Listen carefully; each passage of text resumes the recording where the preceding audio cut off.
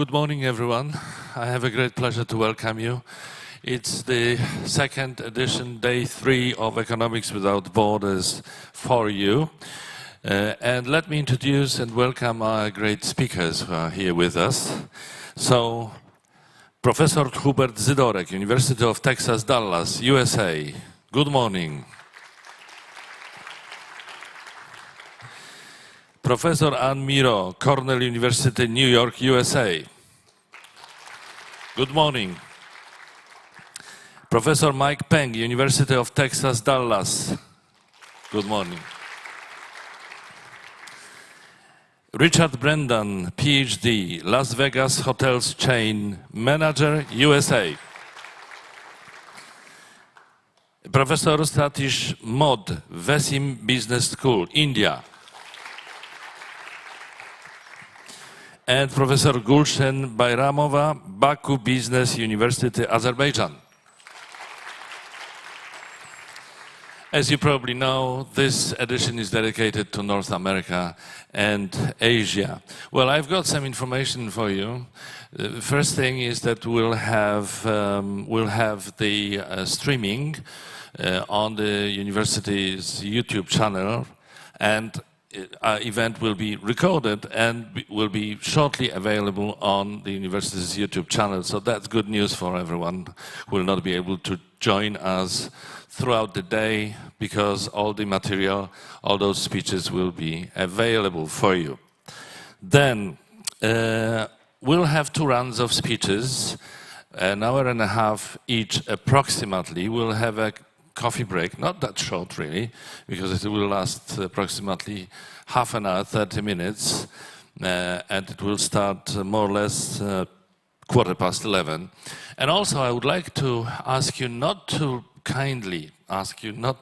leave this room during those 2 rounds of speeches, and you'll have the opportunity to ask questions, maybe 1, maybe 2, after each speech.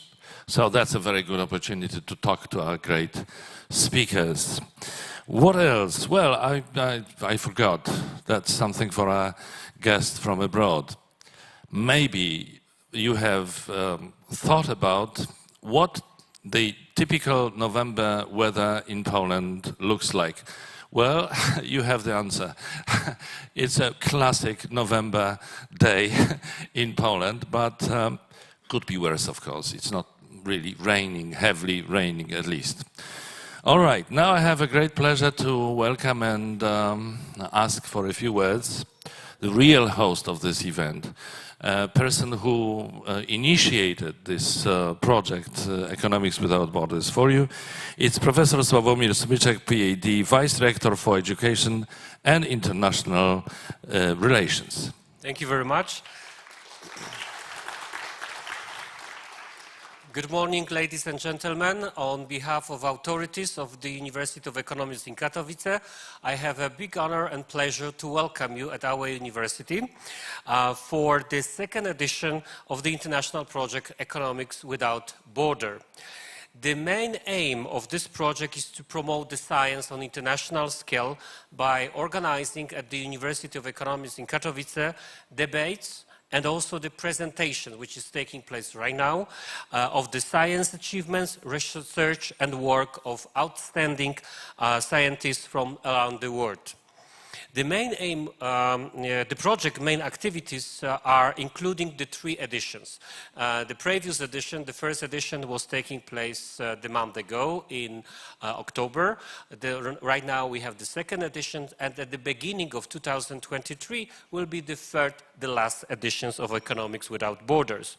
And each edition is combined of the few events.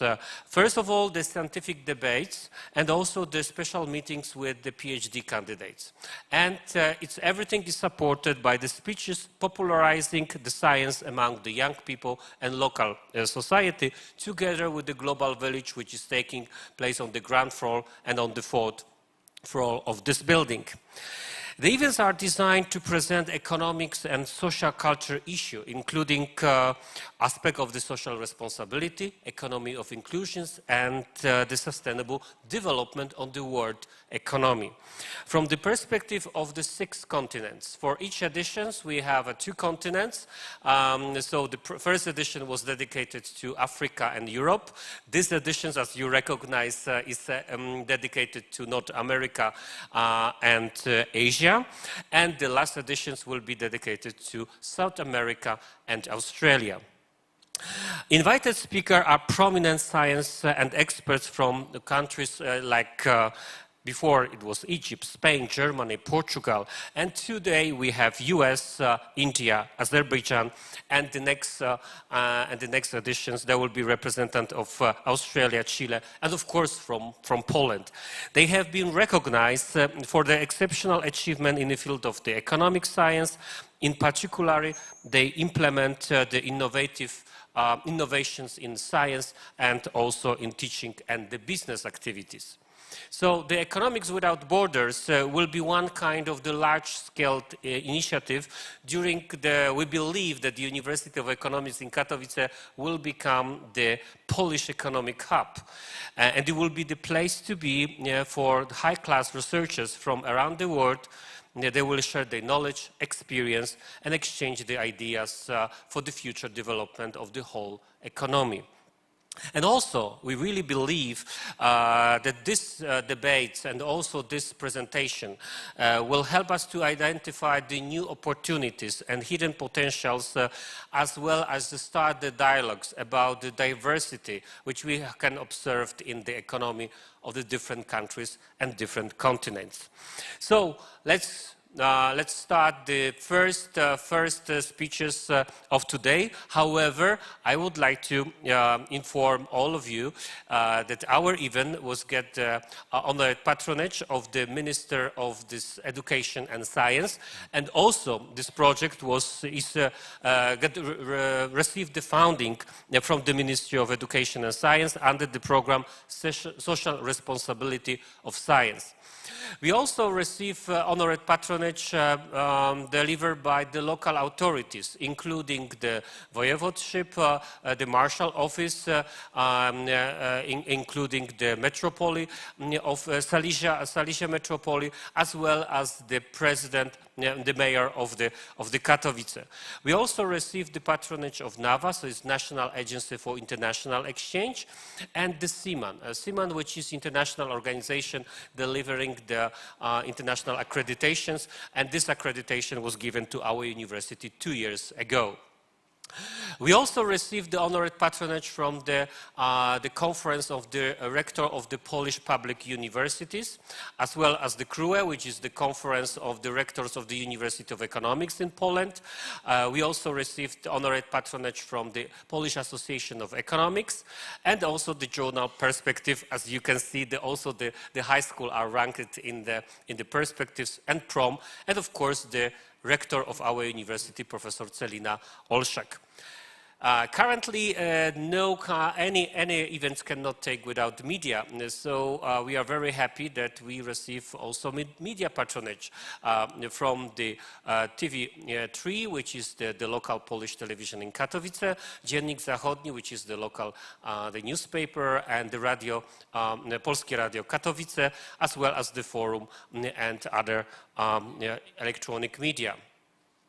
Well, ladies and gentlemen, I wish you very interesting presentation, very inspiring talks, and of course don't be shy. Ask the questions to our speakers, because this is a very, very unique situation and the experience that you can talk with the really top professors and representative of the business from North America and from Asia. Thank you so much. Thank you very much. Ladies and gentlemen, before we proceed to the first speech and presentation, we would like to invite you to watch 2 short films which are about 2 continents to which this conference is dedicated to. First will be about North America, and the second about Asia.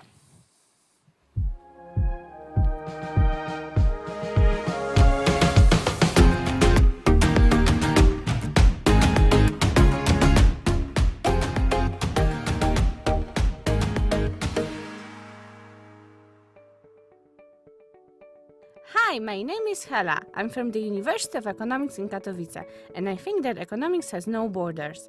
There are 7 continents in the world. In this series, I'm going to fill you in on details about their economic and social cultural issues. Let me guide you across North America today.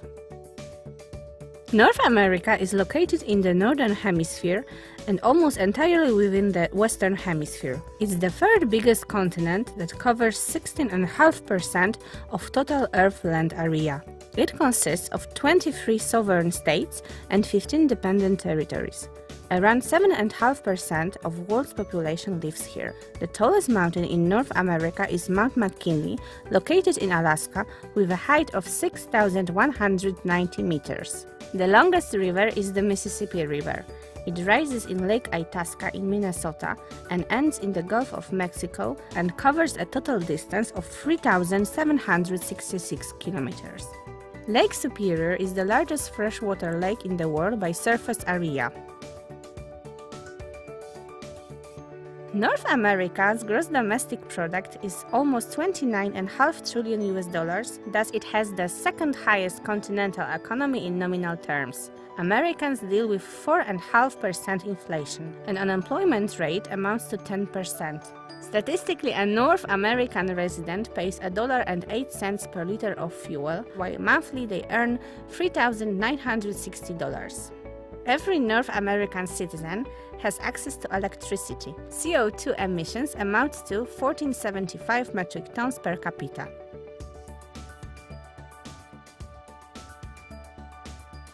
Did you know that there is no landlocked country in North America? Canada covers almost half of North America's continent, and it's even slightly larger than China. The most dominant languages are English, Spanish, French, but there are records of over 400 other languages spoken there. In this continent, you have to see Grand Canyon in the United States of America and Niagara Falls, which splits the border between Canada and the USA. Well-known man-made landmarks are Statue of Liberty, Golden Gate Bridge, and Empire State Building, which are located in the USA, and Chichen Itza, located in Mexico. That's all for now. If you want to know more about our world, check out our YouTube channel. And if you want to learn more about economics, study at the University of Economics in Katowice, Poland.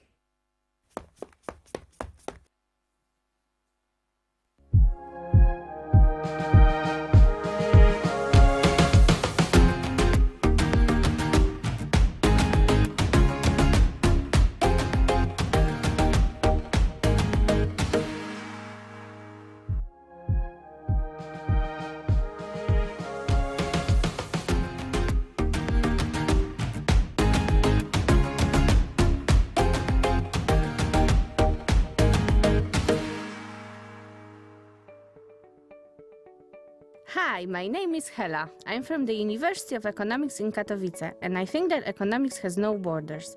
There are 7 continents in the world. In this series, I'm going to fill you in on details about their economic and social cultural issues. Let me guide you across Asia today. Asia is the biggest continent in the world that covers 30% of total Earth land area. This area consists of 51 countries and it's home to the majority of human population. Over 4.7 billion people live here. They account for around 38% of total economic output. Bangladesh and South Korea lead the ranking in population density. Mount Everest is the highest mountain, its peak ascending to an altitude of 8,848 meters above sea level makes it one of the highest points on Earth. To the west is the Caspian Sea, the world's largest freshwater lake. It's the half size of Texas. The nominal GDP is $41.6 trillion, making Asia the largest continental economy. Asians suffer from 3% inflation and an unemployment rate is around 4.2%. There are differences in petrol cost. For example, in Singapore, 1 liter of gas costs about $2, while in Qatar you'll pay only 60 cents. Average salary in Asia is $1,256. Around 5% of population doesn't have access to electricity. CO2 emissions amount to 17.25 metric tons per capita.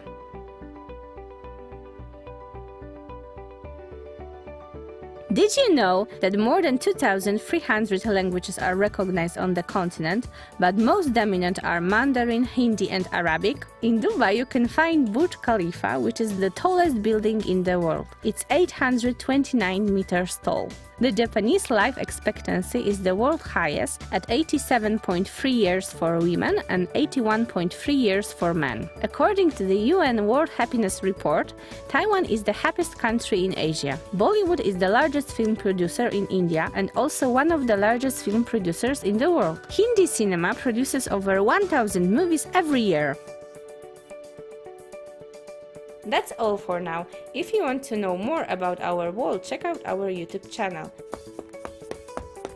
And if you want to learn more about economics, study at the University of Economics in Katowice, Poland.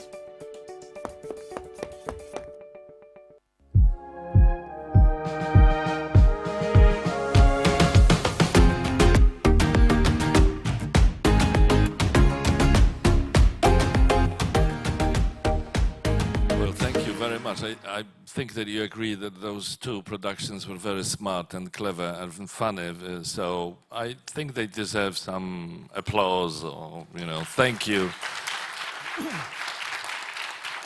There's one more thing about these two productions. They were prepared last year. So some data remain the same. For example, the sizes, the heights of the highest mountains, right? But some data might have changed since the last year. For example, the inflation rate or the prices of petrol around the world. Okay, so let's start with the speeches. First speaker partners with students, faculty, business and communities to promote global business initiatives. He leads undergraduate and graduate global business programs and serves as director of the Center for Global Business at the University of Texas at Dallas. He has 22 years of experience in international consulting, academic teaching and management of design, development and delivery of blended learning solutions for international clients. The title of the presentation is Exploration, Inspiration, Global Impacts. Professor Hubert Zydorek. Panie profesorze, zapraszamy.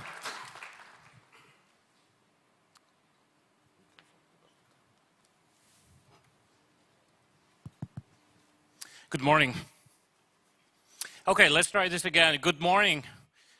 Okay, thank you. I know it's Friday morning and the weather outside is cold, but there is a lot of energy, a lot of motivation here today. So I want to encourage you to really think about what you're gonna be hearing about today.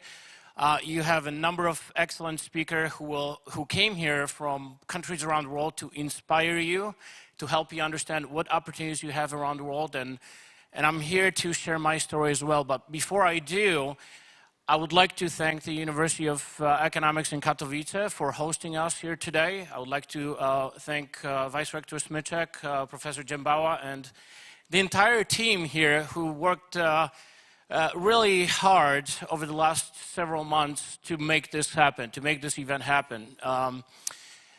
You are here today to learn inspiring stories that will give you guidance, will give you food for thought in terms of your career and international professional journey. And I'd like you really to pay attention to these stories. I was sitting where you're sitting right now about 30 years ago, and I thought, what would my life look like? What will my life look like? What do I do? How do I engage? How do I make it happen? So I'm here to share a few stories about my experience, a few stories about how I and the university inspires our students to really give them opportunities to become global citizens, global leaders, and make change in the world. We need change. We need positive change. We need you to step up and really make it happen. So. Here's the formula. Exploration plus inspiration equals global impact. exploration. We're going to be talking about exploring opportunities, things that you can do, journeys that you can take along the way that will inspire you and help you to understand what change you can truly make and impact lives in your communities, impact lives in your country, and impact lives around the world. I'd like to start with a definition that was provided by the UN Secretary General Ban Ki-moon in 2012. You are sitting here at the University of Economics in Katowice thinking about what am I going to do? How do I engage? You're thinking about local and regional activities that you can do. I'd like you to think broader. I'd like you to think about becoming and engaging and thinking about what do I do on a global scale? How do I become a global citizen? Okay? As it says here, it takes a global outlook and global approach to solve problems. As I mentioned, we have a lot of problems, and we're going to have kind of a short framework to talk about that later. In a word, it takes global citizenship that acknowledges that each and every one of us has a responsibility to be part of the solution. You are part of the solution. You are part of the global citizenship forum that will make it happen. Understand the problems that exist in your community, understand the problems that exist in your country, understand the problems that exist in the world, and think about solutions that can make it happen. Okay? What does it mean to be a global citizen? There are a number of different definitions. I've actually outlined a few items here, a few bubbles that you can take key terms, key words from that hopefully will inspire you. Think about how to engage and how to really build those skills and competencies that will help you to become global citizen. Okay. Being a global citizen means that you need to empathize.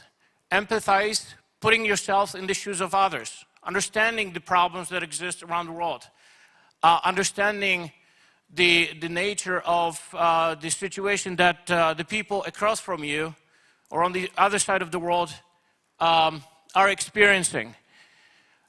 Global citizen is somebody who contributes to the wider world community. You don't just follow the crowd. You step up, you take initiative, you become a leader, okay? Being global citizen is about knowing the issues around the world, learning about the community, learning about the world, reading every single day the issues that come up, okay? And global citizenship is developing what's called global mindset, okay? Creating a mindset around which that you're going to be able to actually build on and think about how that mindset will help you to make changes around the world. Let's start with the first element, which is explore. Explore to become global citizen. Again, as I mentioned, I was in your shoes about 30 years ago, thinking about what would I do? How do I engage? There are a lot of opportunities that you now have that we did not have 30 years ago, okay? One of them is obviously access to internet, access to social media, access to information that you're able to learn a lot more than we were able to learn 30 years ago. You have access to programs, you have access to funding, you have access to opportunities that we did not have. So here are the elements that I would like you to consider for during today's session. Faculty-led trips, international internships, study abroad programs, international competitions, and local projects that would involve international companies that will help you to understand what kind of challenges that have, what kind of problems you can help them solve.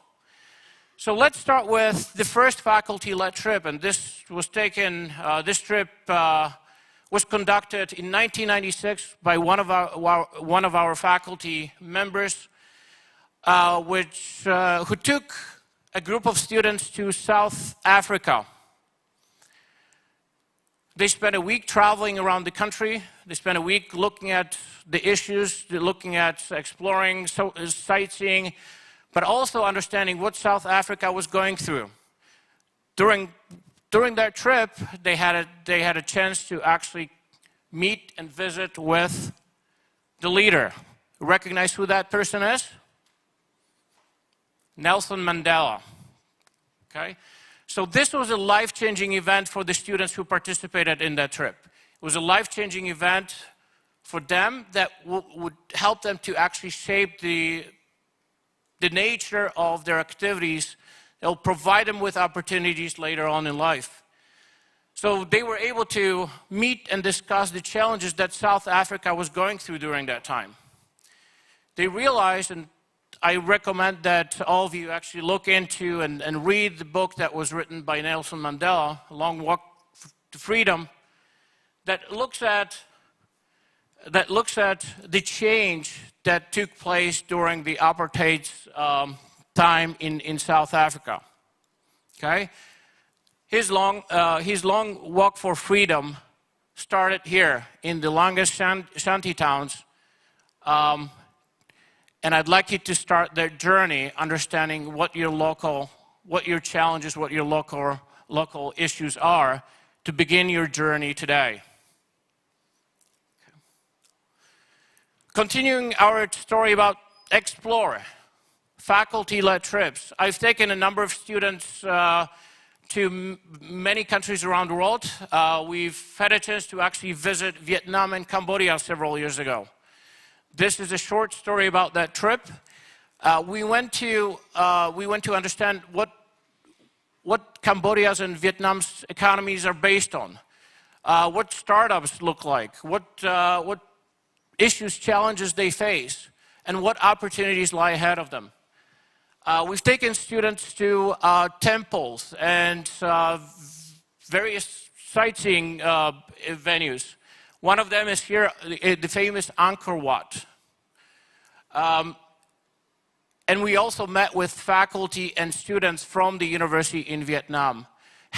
Our students were able to truly hone in on the opportunities and challenges that students in Vietnam were facing.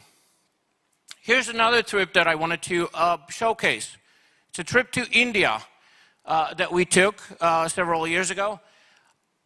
As you can see, in addition to sightseeing, we were able to actually meet with a number of companies, and one of them is Infosys, a large multinational that our students were able to visit and understand the expansion activities that Infosys was going through. And then we're also able to meet with local leaders to understand the current issues that are shaping the India's economies.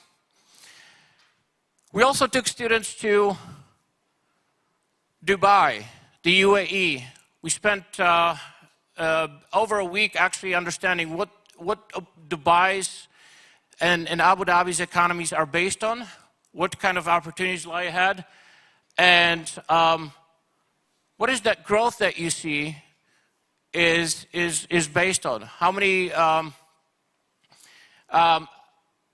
you see all these students kind of facing and looking at the Palm, which is one of their largest projects in Dubai.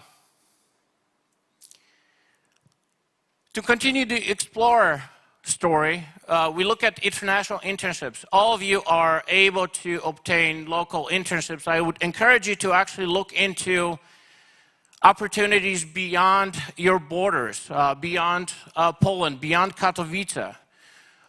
Companies are looking for global talent. Companies are looking for you to be able to diversify their skills, to bring more innovation, to bring more innovation and opportunities.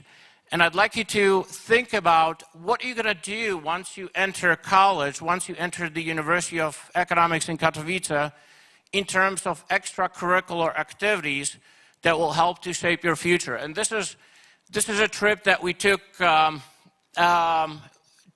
Taiwan a few years ago as well. We're able to visit TSMC, Taiwan Semiconductor Manufacturing Corporation, largest suppliers of semiconductors in the world. You're probably hearing about the situation in terms of the shortage of semiconductors in the world. Students were able to actually visit the university here, TSMC, and all the other companies and suppliers in the semiconductor industry. We're also able to actually engage students in opportunities in Germany. This is one of the examples where students are able to obtain international internship at KPMG in Germany. So the opportunities are endless. I'd like you to really consider thinking about exploring these opportunities beyond the borders of Katowice and Poland. Where do I start? Well, you start with University of Katowice. University of Economics in Katowice is actually one of our study abroad partners. So we encourage you to explore your journey through an opportunity to study abroad. Take one semester off and then go to another country and become a student, learn, network, meet other people. As you can see, this is the map of partners that we currently have at the University of Texas at Dallas, and this is the University of Katowice. Enroll in the university, and then start thinking about what do I do, how can I explore some of these study abroad options. Why do you need study abroad? Study abroad provides you with a number of skills and competencies that are relevant to today's global workforce. Companies are looking for global talent that has all of these skills and competencies I'm not going to go through all of this, but I'd like you to really think about what it means that companies are looking for. You should be able to adapt to new cultures, to new environments. You should be able to collaborate with multicultural environments. You should be able to understand and empathize, put yourself in the shoes of others. You should be able to have confidence and initiative to take the next steps. You should be able to be curious. You should be able to think about ways to develop your decision-making that's based on your relationships with other countries. Take leadership, managing uncertainty. As you travel around the world, you're going to be able to face uncertainty, find yourself in situations that you're not able to find easy and quick answers. How do I navigate through those problems? How do I find ways to come up with solutions that are going to give me basically the way to solve that problem? Self-awareness. One of the authors here, one of the speakers here has written a book about self-awareness as well. Understanding yourself, understanding what your limitations are, understanding what your gaps are, and understanding how you're going to be able to actually develop the skills and competencies to bridge those gaps. Teamwork. You're able to actually work with others regardless of where they are, where they come from. Global skills, cross-cultural skills, foreign language. Most of you are fluent already in English, from what I understand. I'd like you to explore, I'd like you to really improve and build on your knowledge and to apply that knowledge in business environments. Global context, global perspective, and intercultural sensitivity. Those are the top skills that companies are looking for. Those are the top skills and competencies that you're going to be able to really apply in the business world. Take part in global competitions or international competitions. There are ways that you can engage in person or virtually that will help you to shape and apply and learn all of these skills that I just mentioned. Problem solving, thinking about creative ways that companies may benefit from your innovation, from your from your input. Please take time to find those opportunities. One of the opportunities that this university has engaged in is with a number of students from UT Dallas in terms of virtual global competition that we host every single year to help one of our local companies to find ways to create their global strategy. This particular event took place in Lithuania several years ago, when we took a group of students who participated in what's called a global social impact competition. They were trying to find solutions to problems that would not only solve the problems of the business, but also positively impact the community that the business was part of. And our students actually placed second in that competition. That opened doors to a lot more engagement in terms of international activities. Take part in your local events. Take part and participate in activities that are related, that are regional, that are local, that help you understand what the world looks like. This is a venture that we started several years ago. It's called Global Development Initiative. It brings partners and it creates ecosystem that all of these partners are part of. So you are here in the middle, but then you are part of this ecosystem with other university partners, with community and cultural and association partners, with industry partners, and with the economic development, which are the people who are trying to actually build this region, build this city, build this community. Find a way to make a difference. Find a way to bring your friends, find a way to reach out and find a way to really connect with others around the world to improve your future.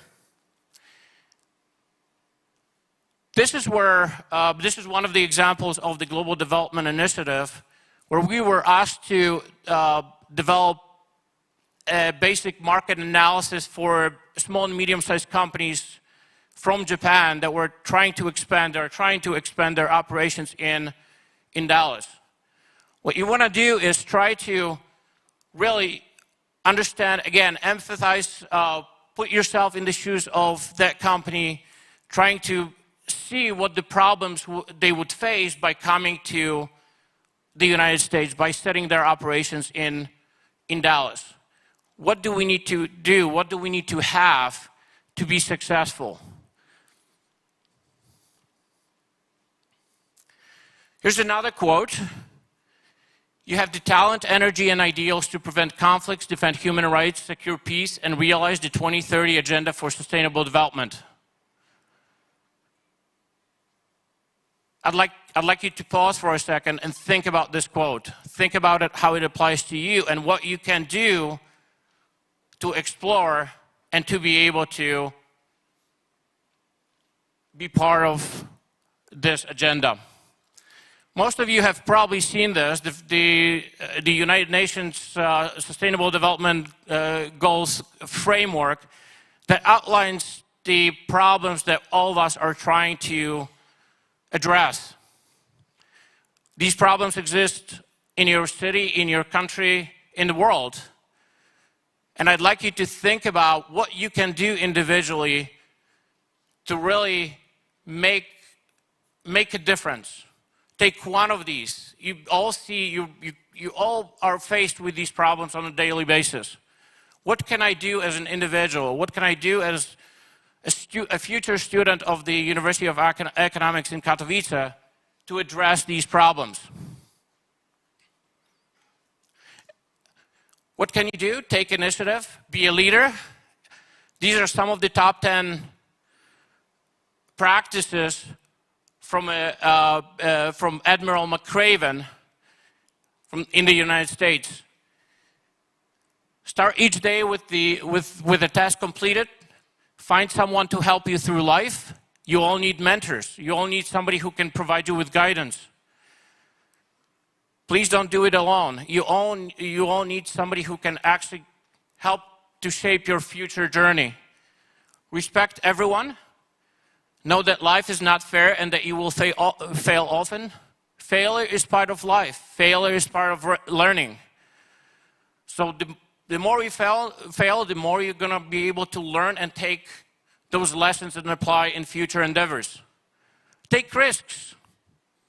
Take risks. Step up when times are toughest. Face down the bullies. Lift up the downtrodden. Give people hope and never give up. And be a servant leader. These are the top 10 that I would encourage you to think about and try to apply on a daily basis. I'd like to go through a short example of how our students were able to create global impact. After they explored, they wanted to inspire, they wanted to make a change. So in 2018, they realized that there was a problem in one of the cities and communities in Ethiopia.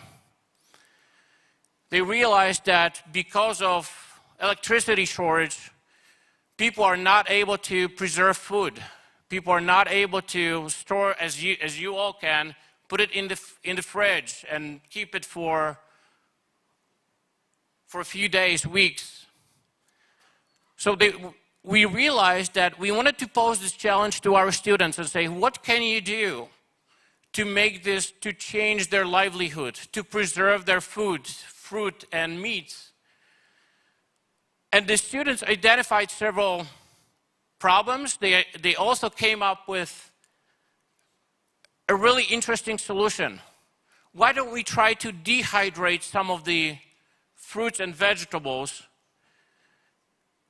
that the community will be able to store for months ahead? They created a business plan. They took all of this in their own hands. They started to raise funding. They went to South Africa to actually purchase a machine that would allow them to dehydrate fruits. And this is the result. By partnering with the city, we were able to obtain the building that you see, but the building had no water. It had very little electricity. More problems. How do you overcome those problems? As you can see, our water source was far away. How do you bring water? You actually use donkeys and local help to actually bring that water to the facility. We had a number of women that stepped up and took ownership and leadership and encouraged others basically to implement what we were trying to do. So it took several weeks to get all of these women on board, train them, to be able to actually package, and what they are doing right now is actually packaging dehydrated mango fruit to be able to resell to their communities and store for months. And we've done it with fruit, we've done it with vegetables, we've done it with meats. So you can plan all you want from where you're sitting, but you don't really understand the real problem until you actually get to the place. And that was the case with Ethiopia. It took us weeks basically to understand what the real problems were, what the root causes were, and how do we need to change and adjust our plan to be able to address and implement problems. So this is the result. Women are happy, employed, and the goal is actually to ask these ladies to be trained trainers, to take the knowledge, to take what we've done together, the collaboration, and be able to actually train others to make the change in the country, to make a change in not only in their community, but in the province, in the state, in the region, and in the country. We've also utilized the help of local students. students from the University of Mekelle in Ethiopia stepped up and really wanted to help to bridge the gap between the knowledge gap and bridge the training gap between all these parties. So I'd like to leave you with this quote from Mark Twain. 20 years from now, you will be more disappointed by the things you didn't do than the ones that you did do. So throw off the bowlines, sail away from the safe harbor, catch the trade winds in your sails, explore, dream, discover, and be a global change maker. Thank you.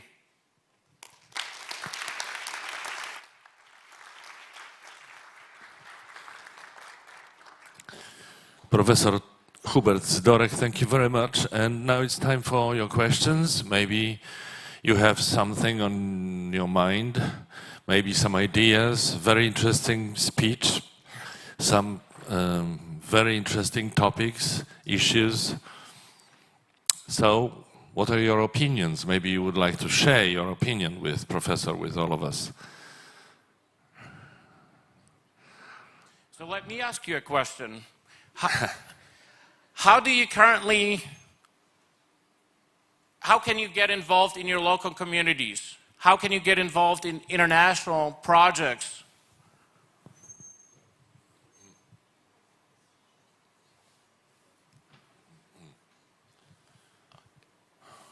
Well, maybe we have some, viewers, some people who are watching us online, but they cannot ask questions, so you never know.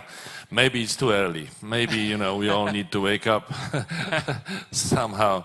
What I can say, it was really very inspiring, and I totally agree with all what you were saying. My experience concerning traveling abroad and looking for chances abroad, concerning education, concerning, developing ideas and skills. When I was 20-something years old, it was, the 80s, and Poland was a different country, and we had a different system, which you, of course, know. And still, I managed to find ways to get 2 scholarships and go to the UK and then to the USA for 2 scholarships. One of them was at LAMDA, which is London Academy of Music and Dramatic Arts. And I spent a year in London in 1985, which was an amazing experience and priceless experience, and I will never forget it. And was, And then another thing, a month in the USA, it was 1988. Well, what I'm saying is that it was really difficult to get scholarship to go to the UK or go to the USA from Poland, from the communist Poland in the 80s. But still, I somehow managed to do it. Now, it's so easy. It's so easy. It's just there. So you just have to grab it and take your opportunities. So I absolutely fully agree. If we don't have any questions now, maybe during the coffee break. Oh, we have a question. We have 2 questions, Professor. As speaker. Thank you. Okay. Thank you for the motivational talk. It reminded me of something from my experiences teaching. And maybe many of us have this, or maybe many of us have seen this, but teaching business students, academically, right, broad spectrum. Some of them were A-level students, some were C or D-level students, right? Thinking back to the ones that got, I taught seniors in college. So thinking back to the ones that were successful, that got good jobs, that got good job offers, a lot of the times it wasn't necessarily the A students, right? A lot of the times it was the B and C students who took the initiative, who reached out to their university, who found opportunities to do internships, to take these travels, to go on these experiences, to become well-rounded individuals. Certainly A students can also do that as well. But I found that these students that took these opportunities that you're speaking about became very well-rounded individuals who were exciting to talk to, and I think that broad knowledge they had, that diversity of knowledge they had, it translated to their success and their future in their professional endeavors, but also just in their sense of well-being. So, yeah, thank you. Yeah, and they tend to come back for more. If you do it once, you tend to come back for more. You tend to engage in a lot more opportunities throughout your academic journey. So, we have a question over there. Thank you very much for your speech. I would like to ask what skills would be the most important ones in this changing world on the job market when the machines will do more and more things and people will have to manage all these changes, and I'm curious about that because I know that you have a lot of experience in business. So what are the future directors, managers? Thank you. thank you for your question. So think about this. Technology is for people, not the other way around, right? So if you look at all those skills, working with people, understanding the problems is number one. Understanding how we can apply technology to solve world problems, not the other way around. We had a conference a couple weeks ago where they talked about technology from the point of we need all these tools, all these future technologies, but the question is, how do you apply this to the framework that you saw from the United Nations, right? So you find the problem, you try to come up with a solution, and then you try to apply the technology the new technology that whether it's AI, whether it's IoT or anything else. So the goal is to understand the problems, understand how do you come up with the solution, and then how do you apply the technology that exists at that point in time. So all the skills and competencies that I mentioned are super relevant. Those are the people skills, soft skills, right? That you need to actually hone in and perfect before you look into gaining everything else. Thank you very much. Now we are closing the round of questions because we have our agenda, so we have to go ahead and proceed with the next speeches. I think that if you have more questions to our speakers, you can ask them, you can meet them during the coffee break. Is that correct? Yeah, I think you will have that opportunity. So, the next speech, the title of the next speech sounds really exciting. It's Who Will Shape the Global Future? And I have an honor to introduce our speaker. Anne Miro is faculty fellow at the Emerging Markets Institute, S.C. Johnson School of Management at Cornell University. She's a former director of the Division on Technology and Logistics in the United Nations Conference on Trade and Development and head of the Secretariat of the UN Commission on Science and Technology for Development.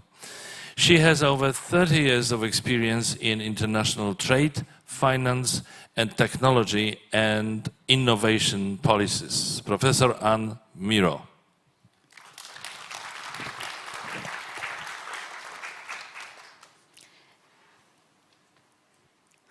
I have a small, okay, thank you. First, good morning, everybody. It's a real pleasure to be here.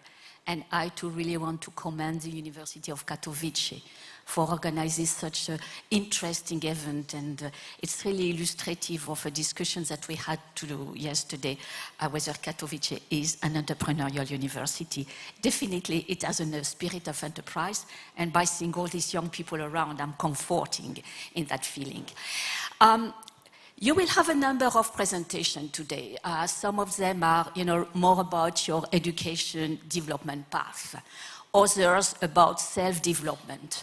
Mine is a little bit in between, I would say, because I want to kind of open up or widen your horizons by focusing on perhaps what is happening in other places in the world.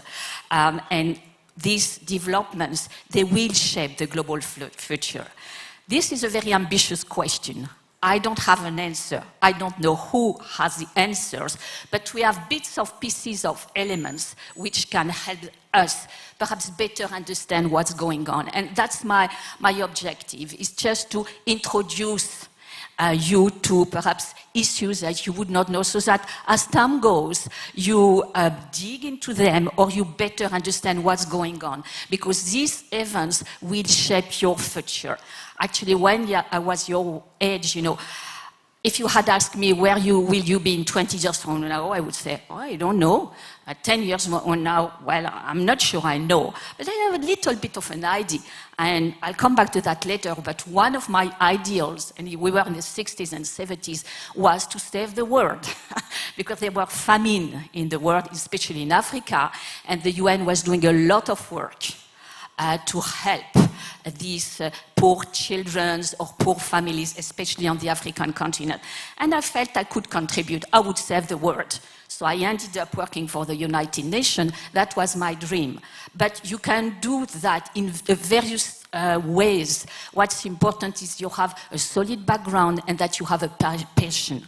If you have a passion, at the end of the day, you will reach perhaps necessarily 100% of your dream, but you'll get on the way to it. So back to more basically concrete or elements. Who will shape the global future? I have a question, which is, in your opinion, I'll have 4 pictures, and we'll ask you which of the following 4 pictures is more relevant to define the emerging future. The first picture is about COP27. COP27 is an international conference which is about the Paris Agreement on climate change, to combat climate change. The meeting is ending today. There are lots of negotiations. They may drag a little bit.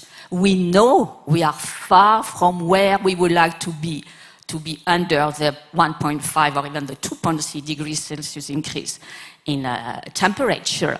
But there are efforts. So first picture, COP27, heads of governments. By the way, an interesting picture about that. We can come back later on. You may have a remark. Second one is the G20. This is an old picture.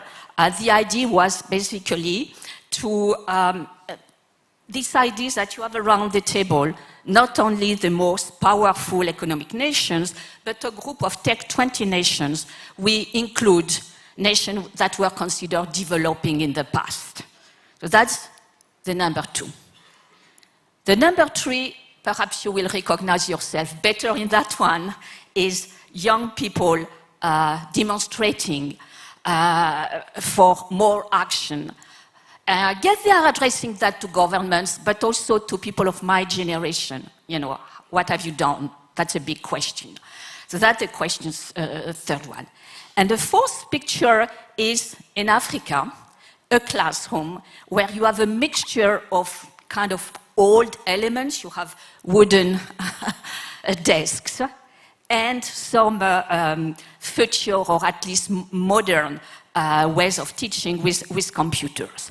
So you have these 4 pictures, and my question will be if you could raise your arm for question number 1, image number 1. Who thinks that, you know, the COP27 basically is the more relevant to define our future? So I have 1.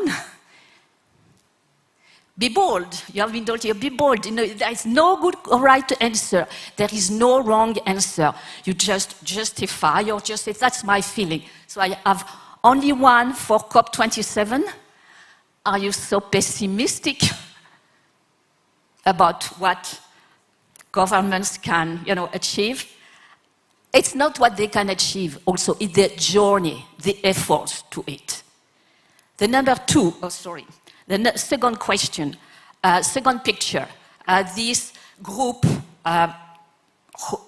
representing a larger set or categories of countries, with developed countries and other countries that are emerging or developing. Who thinks these are those who definitely will be more relevant to define our future. So I have 1, 2, 3, 4, 5, 6, 7, so about 5 or 6 here. I counted about 6 or 7 here, so about 12, let's say. And here, nobody. Okay, let's say altogether 15. So the COP27 is really definitely beaten. The next picture is this demonstration of the young in a city, in a Western country. You are destroying our future. You have to do something about it. Who will think this is most relevant? 6 here. I would say about 8 here. And 2 here. Okay, so it thinks the number 3 appears to be winning right now. And the last one, classroom in Africa with a mixture of all. 1, 2, so 5, about 4 here, 9, and none here. Okay, interestingly, perhaps not so surprisingly, is the number 3, where it's the fourth of the young population who is the most relevant to define our future. Frankly speaking, this is very encouraging, because it means that you believe in what you are doing, and that you will. It's very, very encouraging. I have selected the number 2 because I'm an economist, and of course, I want to give you also a global picture of what's going on. Because, as I said, when I was your age, we were talking about the poor, the developing country. We were even labeling those countries the third world. That was giving you really the one below. And we were the north, the developed countries. And then the world has completely changed. And nowadays, our economy, as our jobs in Western world, has been facing strong competition for this so-called third world. So the world is changing. It's not only our economy, it's even our way of life. You all are on, or most of you, I suppose, are on TikTok. This is a big Chinese company. Just 5 or 10 years ago, in the entertainment industry, who would have thought that TikTok would be, number 1 above any other, Facebook? I'm told Facebook is the thing of the seniors. I don't know. Anyway, I'm not on Facebook, so I'm not a senior. But anyway, what I mean is that the world has changed, not only economics, but it is our own way of life. So it impacts not only our job, but also our values, and that's very important. So I'm going to concentrate on this one. And I wanted to show you why these economies are so important. This is a graph, and I hope it's okay. I understand you have not yet begun your university work, so I'll try to explain it. If you have questions at the end, because I'm a little bit obscure, do not hesitate. Sometimes, we use a jargon, or we take things for granted, and they are not. I have kids your age, yes, I have to explain things which for me seem so natural. So do not hesitate if you have a question.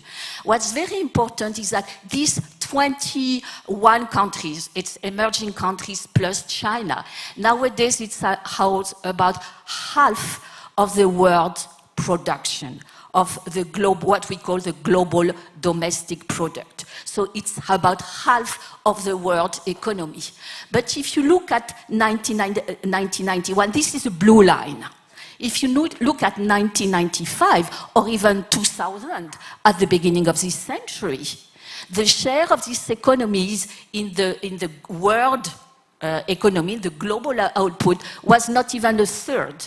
So in a matter of about 20 years, this economy have exceeded the so-called Western economic power. So that's very, very telling, and it explains also why we have substantial issues in the Western world, and even issues related to democracies, whether there is a lot of frustration, in particular in Eastern Europe, perhaps in Poland, but definitely in other economies in the European Union, because there has been a shift. The balance, to some extent, has changed.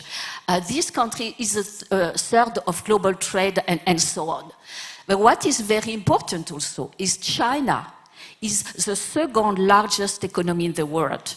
20 years ago, it was not even in the list of the top 20. So again, it's major change. And by the way, India, who used to be considered really also at the bottom, is now the 5th or 6th largest economy. It has even surpassed or exceeded the United Kingdom 2 years ago. So think about that, India getting over the UK nowadays in terms of economic weight. And it's also very important. The demographic factor is essential in my view. Those 21 countries is 55% of the world population. So that means not only a consumer market, but also a population that has needs.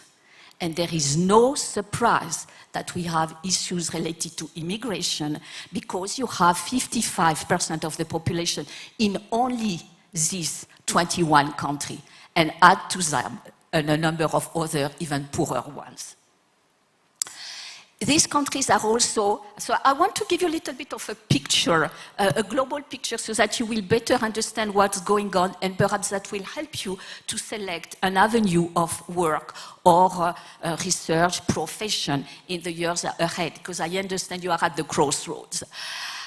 These emerging economies that were not featuring in the landscape 20 or 25 years ago, they have now reached a very high level of soft and geopolitical power.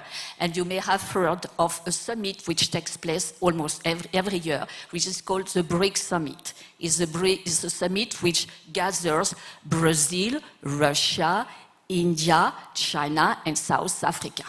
An interesting mixture because all of these countries do not necessarily get along on the issue, but for this particular purpose, they meet. What does that mean? It means that there is a group of countries which get together and who has an approach to the world economy and the world politics which is not the one of the traditional powers. So again, additional questions.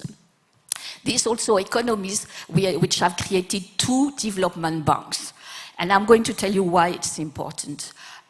Working in the United Nations and in the development field, I have seen over the decades the influence and the weight, of course, of development banks, that is, institutions who give money to poor countries. These two institutions, the International Monetary Fund, known as the IMF, of the World Bank, were places where the deciding power of who will get the money and how many, broadly speaking, I'm schematizing, that power was in the hand of the industrial economy. Nowadays, we have these 2 banks, and especially the second one, the Asian Investment Infrastructure Banks, where the deciding powers in the hands of emerging markets and particular economies from Asia, especially China, India, and a few others. So that means that, in a way, in terms of views, in terms of directions, you do not necessarily follow the recommendations that were put forward before by institutions which were led by Western traditional countries. So what does it mean? It means in terms of power in the world, you now have an alternative.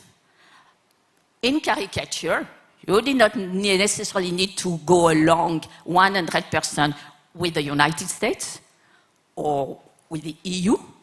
You can go along with, more where China thinks or other Asian countries. This is very, very important for poor countries or other emerging economy because they need money to build electricity infrastructure, to build ports. So these are alternatives, and it explains also that you have a kind of, I would not say a division, but somehow a different a global landscape. You do not have only one monolithic approach, which was led by Western countries, of which you are part as Poland in the EU, but you have also another group group of countries which may have different ideological approaches or political approaches. And in terms of geopolitics, and we are in a time of where geopolitics is crucial, that matters a lot. The other point I wanted to mention, I mentioned TikTok a moment ago because it's making headlines nowadays. I want also to say that, and again, always in that perspective of where is the power, basically economic and geopolitical power, you have also the fact that where is the technology, where are the innovation leaders? It used to be, as said, that almost 2 centuries since the Industrial Revolution, the technological and other breakthrough in terms of innovation, they were most of them in the industrialized nation. And this has changed over the past 20 years. You have lots of innovation taking place in China, I'll come back to that, but also in Brazil, in Argentina, in South Africa, in different levels, in niches. That means that the technology and innovation supremacy is not what it used to be. And again, it has an impact on the world, it has an impact on the way you can understand the world, and it may have an impact also in your work, because you may work eventually for a multinational from India, China, and Indonesia. You would also possibly have to adapt to the business environment of those countries. So that's what I want to say. You know, we are global. And that's why I think this conference, Science or Economics Without Borders, is so important, because in the titles it says a lot. By the way, on the right side, it's the bottom part of a quantum computer. It's a place where the cooling is taking place.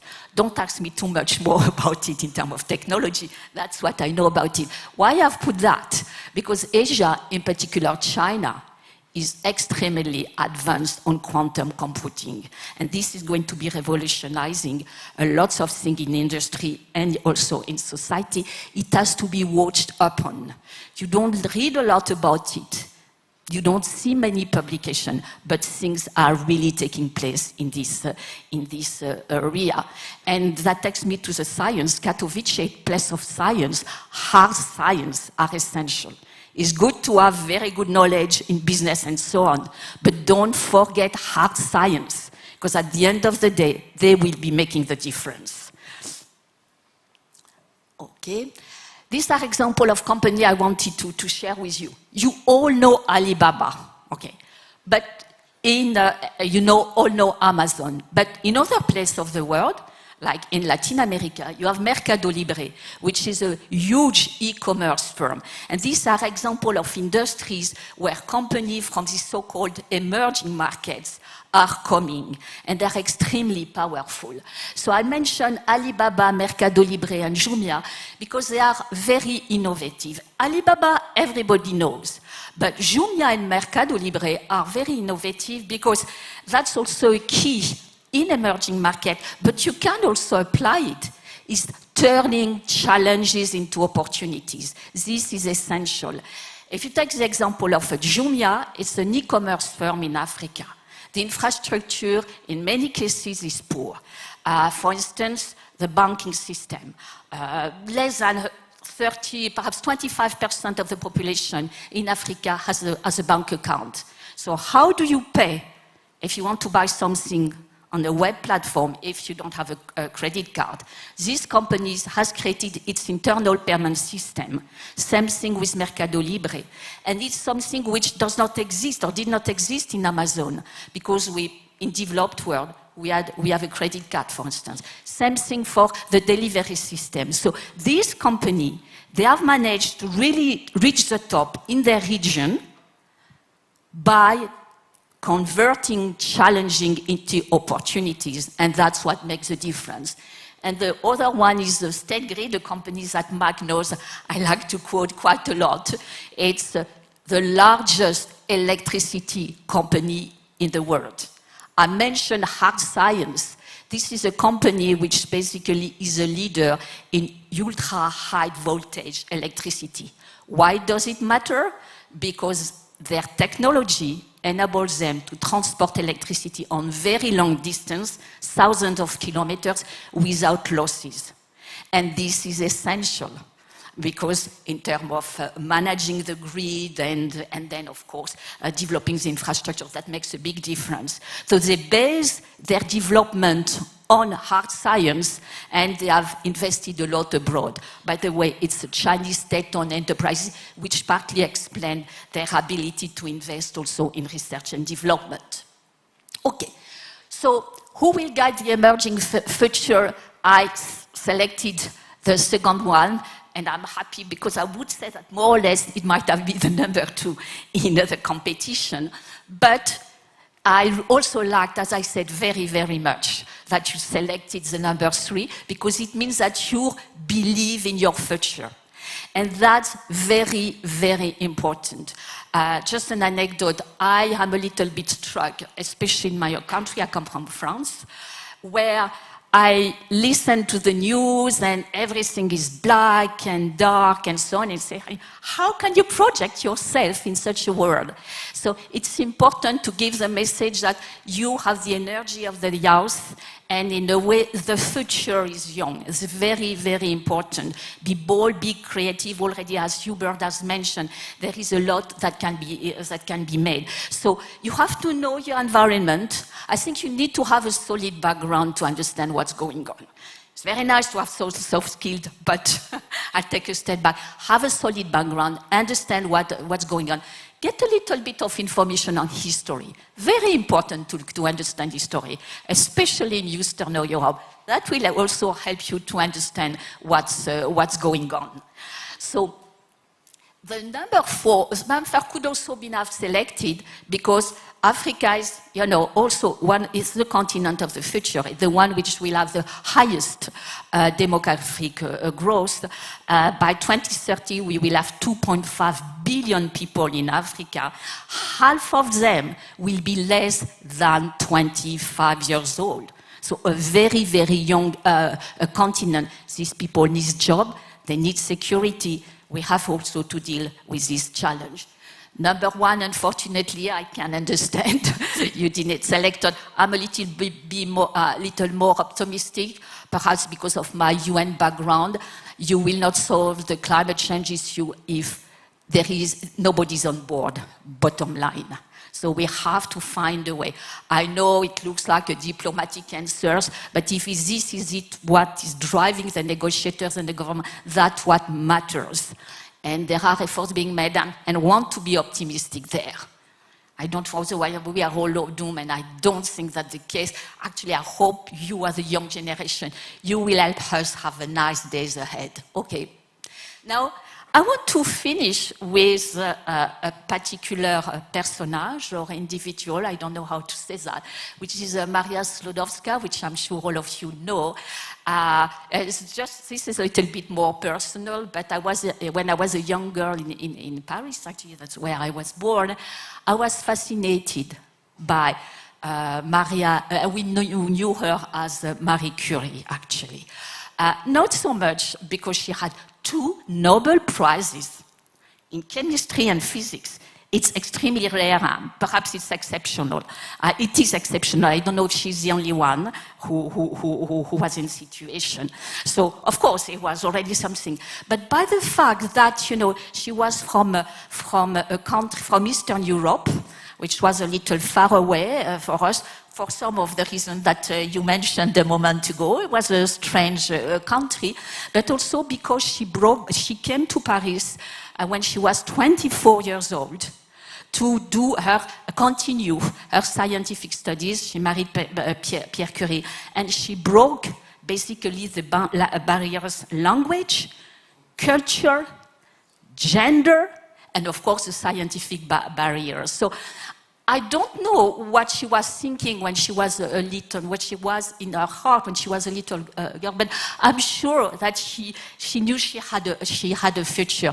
It's a very, it's a personage, it's an individual which is, I think, really very, very motivating, in particular for the girls and the women in the audience, because she was in hard science. So I encourage you to go into these careers In any case, I encourage you to be bold and creative, as was mentioned a moment ago, because at the end of the day, the future is yours. And I will stop here.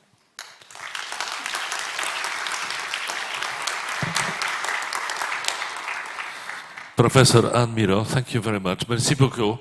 Maybe you have some questions to Professor Anne Miro.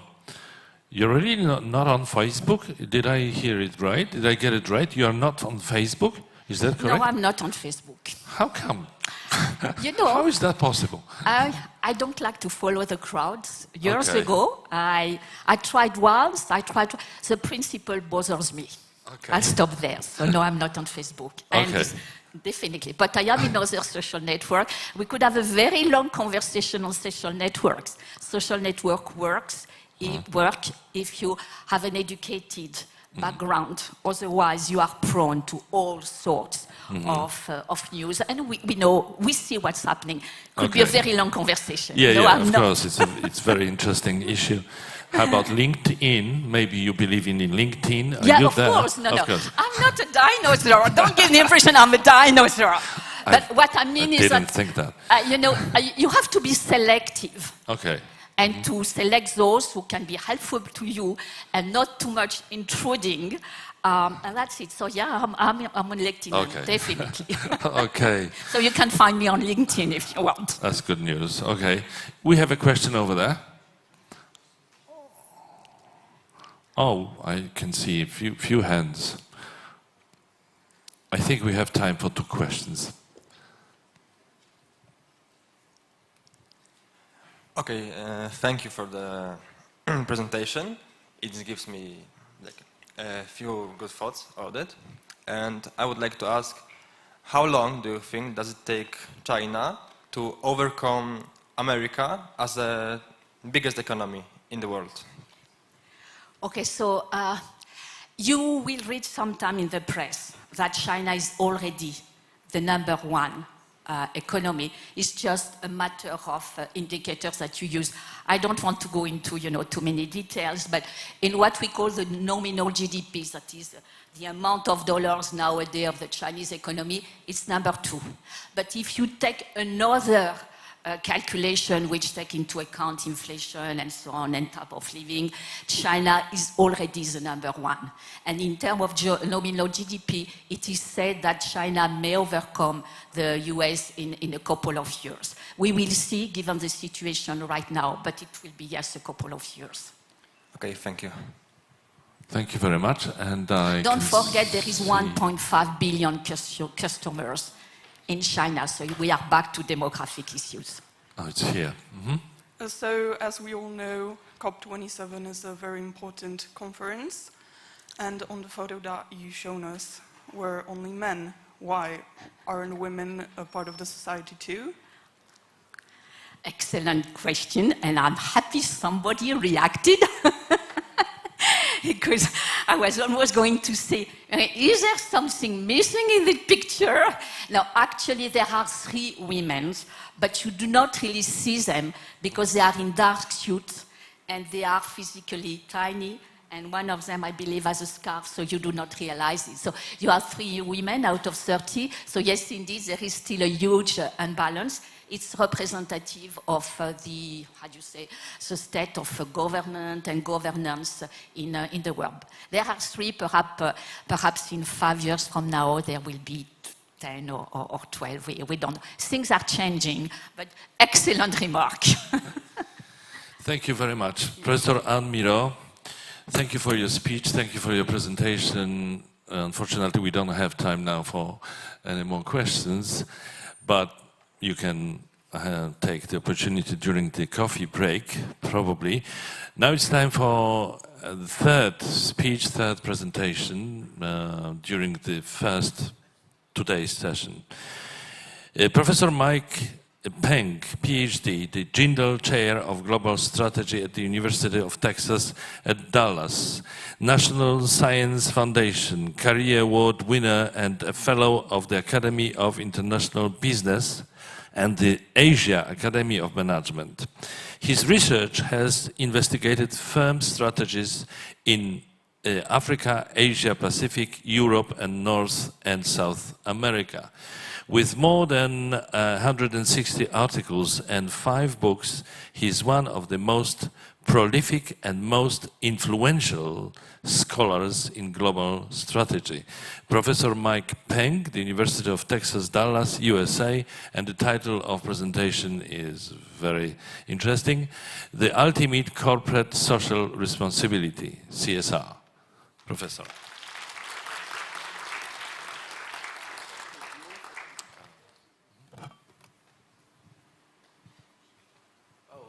Slides, please.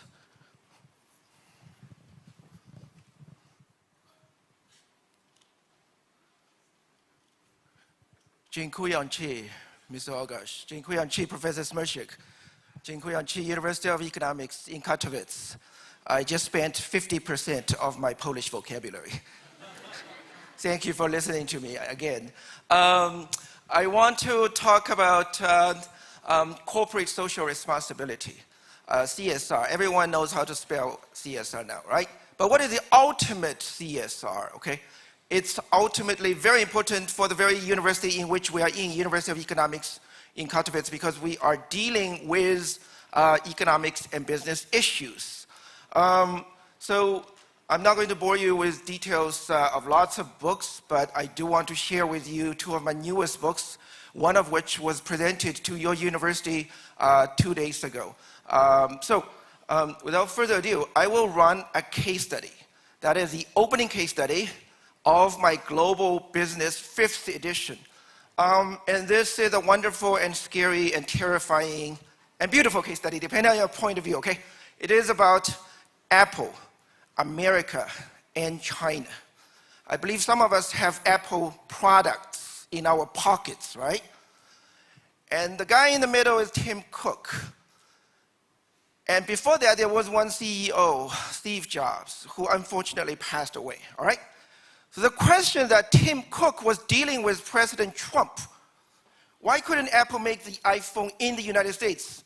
Actually, it was not the first US president who ever raised that question. Ever since President George W. Bush, the little Bush, and then there's President Obama, okay? Every Apple CEO was confronted by this question. And Steve Jobs was totally non-diplomatic. He said, forget it. We just cannot make iPhones in the United States because take a look at our job labor force. They're not well prepared at the price we're willing to pay in terms of their wages. So Steve Jobs, being very undiplomatic, got himself too much stress. So he passed away because of cancer. Now we have Mr. Tim Cook. So again, 30 years from now, some of you may become a future Tim Cook. I really want you to position yourself in the shoes of such executives. You may not be as successful, but you could be today, imagine, you could be the CEO of a Polish company who have spent your life cultivating your business in Russia. Are you going to withdraw or not? Same question, okay? I'm not going to raise any answers, but I just want to run my case studies, okay? This is a very hard question, and guess what? This very company whose products some of us are having in the last 5 years made so much money. Never before had a company made so much money in the history of humankind. $1 trillion in market capitalization in such a bad environment in which the United States and China are butting heads. And that's something. That's unusual, right? So how could Apple do it? Many different reasons, but I'll just use 2 words, play ball. Play ball. What do I mean by play ball? You know basketball primarily, right? You don't drop the ball, okay? You play both sides. You make both sides happy. And Apple, in the process of doing that, made lots of money. And Apple managers, employees worldwide, keep their jobs making lots of money. Okay, that's awesome. But that is what I argue the ultimate corporate social responsibility. Corporate social responsibility is about corporations being environmentally friendly, doing more recycling of water, shutting off lights after we get off, promoting women and minority rights, diversity, equity, and inclusion, DEI goals, all of which is wonderful, okay? But I would argue the ultimate corporate responsibility from a social standpoint is to do their business well. in multiple countries, literally holding hands of President Trump and President Xi. And today, you know what?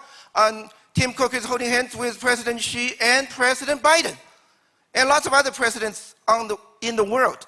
Because if Tim Cook and Apple did not do this, the hotheads in Washington, D.C. and Beijing might want to butt heads even harder, harsher, more aggressively, more dangerously. So the ultimate corporate social responsibility I want to argue is to promote and preserve world peace, in addition to the usual stuff that corporations are doing, okay? So this is the standard definition from a paper in 1973. In my newest book, I just lifted that definition verbatim. For those of you who are not familiar with this literature, it's a boring but long definition of consideration of and response to issues beyond the narrow economic, technical, and legal requirements of the firm to accomplish social benefits along with the traditional economic gains that the firm seeks. So look at the two persons struggling, okay? Performance is always going to be a struggle. There are different factions within the company, different factions in the society that would want you to perform for one dimension, and then you end up sacrificing other performance dimensions. So now the jargon is triple bottom line, or ESG, environmental, social, and governance dimension. So the theory that we have is called the stakeholder theory of the firm, not the shareholder theory of the firm, not the consumer theory of the firm. Everybody here on this map with the firm in the middle is a stakeholder. So on top you have shareholders, at the bottom you have employees, and then you have suppliers, customers, governments, environmental groups, blah, blah, blah. So everybody has some stake in what the firm is doing. And I really want you to position yourselves in the middle. You will be managers. Managers as a group, you are a stakeholder as well. And then you are the only one and unique group that is in touch with all these stakeholders. That is what we call stakeholder management. So it's not an economic theory of the firm. It's not a social theory of the firm or psychology theory of the firm. Now we call this the stakeholder theory of the firm. So, switching topic, why do you want to study global business, right? So at this university, the question is, why do you want to study international economic relations, right? The answer is, you don't want to be a loser. And we have one question about the machine, right? Replacing human jobs, right? So the human was replaced by a robot, and this robot is complaining jobs outsourced to a foreign robot. Technology and globalization, okay, two themes hitting us, all right? Be very careful. So you want to study international economic relations at the University of Economics in Katowice, okay, don't forget. On the other hand, why do you want to study international economic relations? You want to make a difference. You can be that little fish, jumping from a smaller pond to a bigger pond, okay? And I think my colleagues, Professor Zydorek and Professor Moreau's presentations essentially are telling you the world is your big ocean, all right? Everybody starts from someplace local, all right? But from your local roots, from our local roots, don't forget, there's a bigger and wider and bluer ocean out there. So not only do your studies well here, but follow what they are telling you, engaging a lot of extra curriculum activities, opportunities, so on and so forth. Switching topic a little bit now, some of you might be wondering, globalization. Is there a big debate? Is globalization dead? Do we live in the era of de-globalization? The answer is yes and no. For that reason, I really appreciate the University of Economics in Katowice at this moment in time launching the festivities called Economics Without Borders. Much of the world, much of the stuff you're reading from the media is to talk about economics with borders, with spiky borders, right? Well, this debate is long running. It's nothing new, okay? I'm showing you this cover page from my favorite magazine, The Economist. So that was talking about the future of globalization beached, not going anywhere, right? But you cannot see the little words about the dates, so I'm just showing you. It was an article, cover story published in July 29th of 2006, not very recently. And then the debate could be traced back even further. So someone will say globalization has reached its peak and in retreat. We live in the era of nationalism. Forget globalism. But I would argue, is this really a recent debate? And I'm just telling you, no, not really. This debate has been going on for 100 years.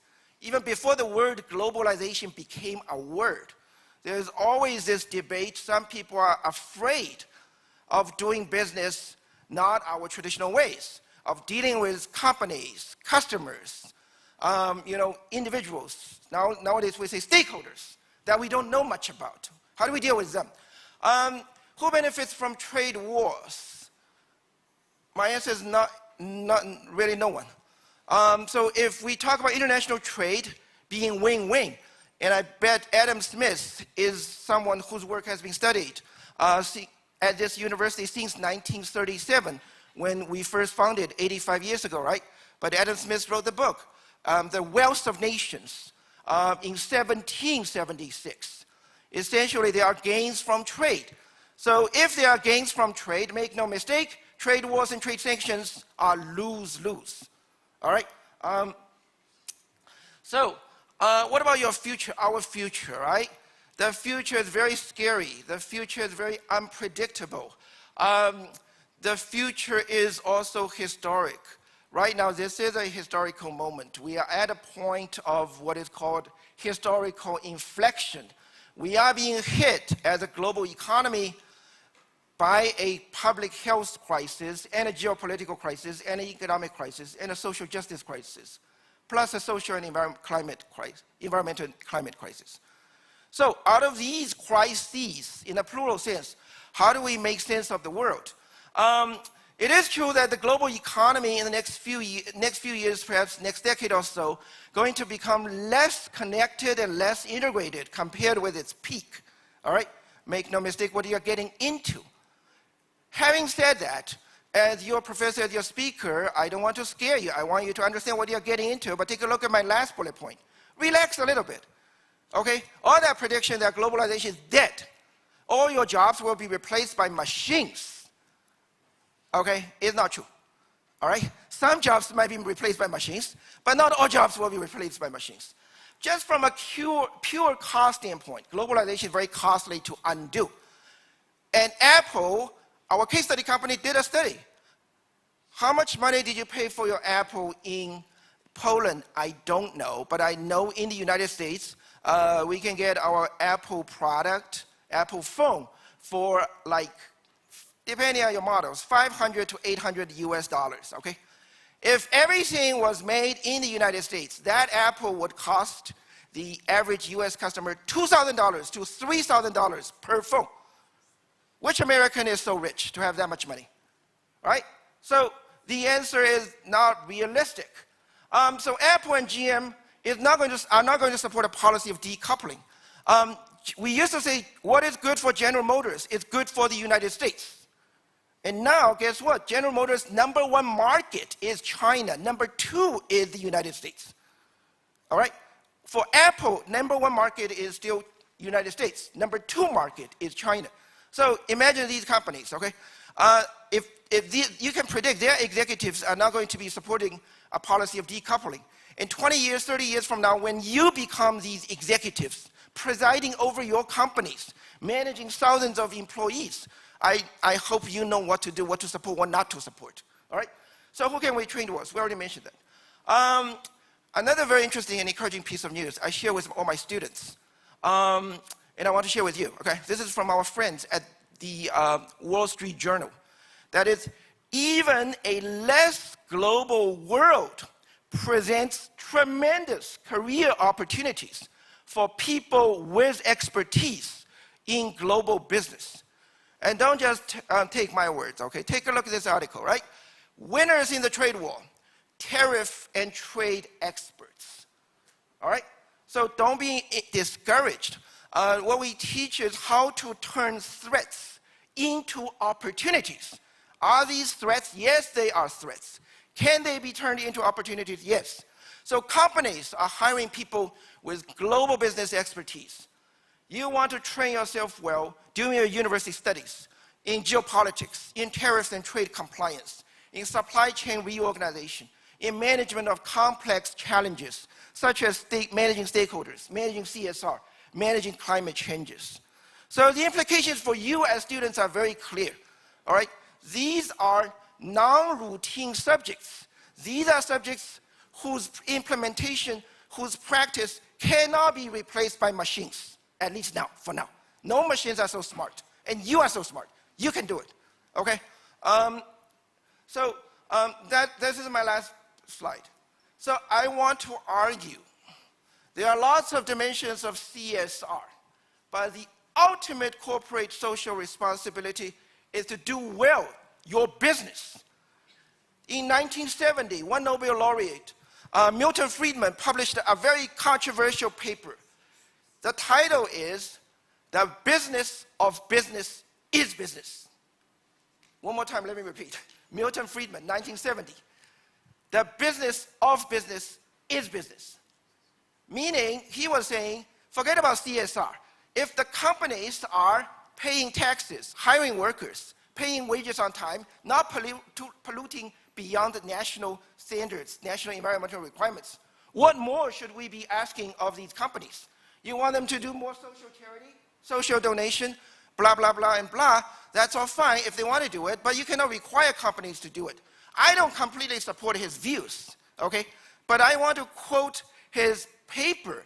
The business of business is business. If you do your business well, if companies like Apple do their business well, they can help preserve world peace, promoting regional peace. And that is for companies' fundamental corporate responsibilities, promoting global peace and prosperity by linking peoples, companies, and countries together. I deliberately want to emphasize peoples, plural, multiple groups of people, not a bunch of individuals, all right? And we live in this continent precisely as a non-European. Please don't laugh too hard at me. That is how I teach my students at home. I said precisely because of European economic integration. So far we have not had the Third World War yet, right? So because of the companies are integrating together, European companies and European countries and European peoples are coming together. Therefore, so far, we have managed to preserve peace in this continent, which is very unusual in this continent's bloody history of the past several thousand years, right? Therefore, globally speaking, this is a very dangerous point in time with US-China going the way it is. But I think companies like Apple, like General Motors, like other companies, TikTok, for example, you mentioned, right? So these companies are making their contributions. So the message to all of us here is very clear. You can make that difference. You can make that contribution. And being a business major, having a business career, sometimes is being criticized by people. Oh, you just want to make money. You are greedy. Well, be very proud. Yes, we want to make money, but we also want to promote world peace. Are you following? Why do you want to come to this university? All right, thanks very much for your attention.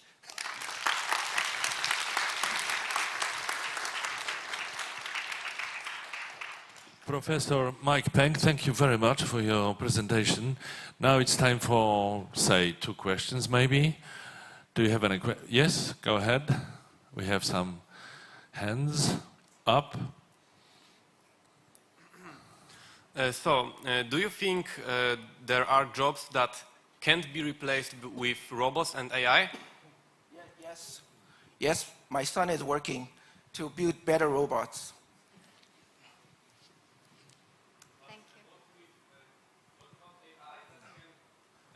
Use microphone, please. What about AI that can make itself better? I'll tell you a very bad example of AI, okay? My degree is business strategy. I teach and write books in these areas, right? Strategy is about engagement, it's about getting more customers, right? Okay, just on this trip, okay? When I was looking at tickets at kayak.com, so I was just looking, right? Flying from Dallas-Fort Worth to Katowice. You know, there's no nonstop. So I have to either go through London or Frankfurt or some other place. Every time I looked, so I didn't buy. The next time, the price went up. It was a machine. An artificial intelligent machine that is so stupid. Literally driving me away from that first airline. Then I went to a different computer. I went to my wife's computer, a different IP address. Then the computer doesn't know me.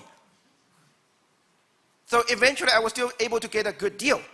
But the first 2 airlines lost my business. As a strategist, I would want to fire that director of IT.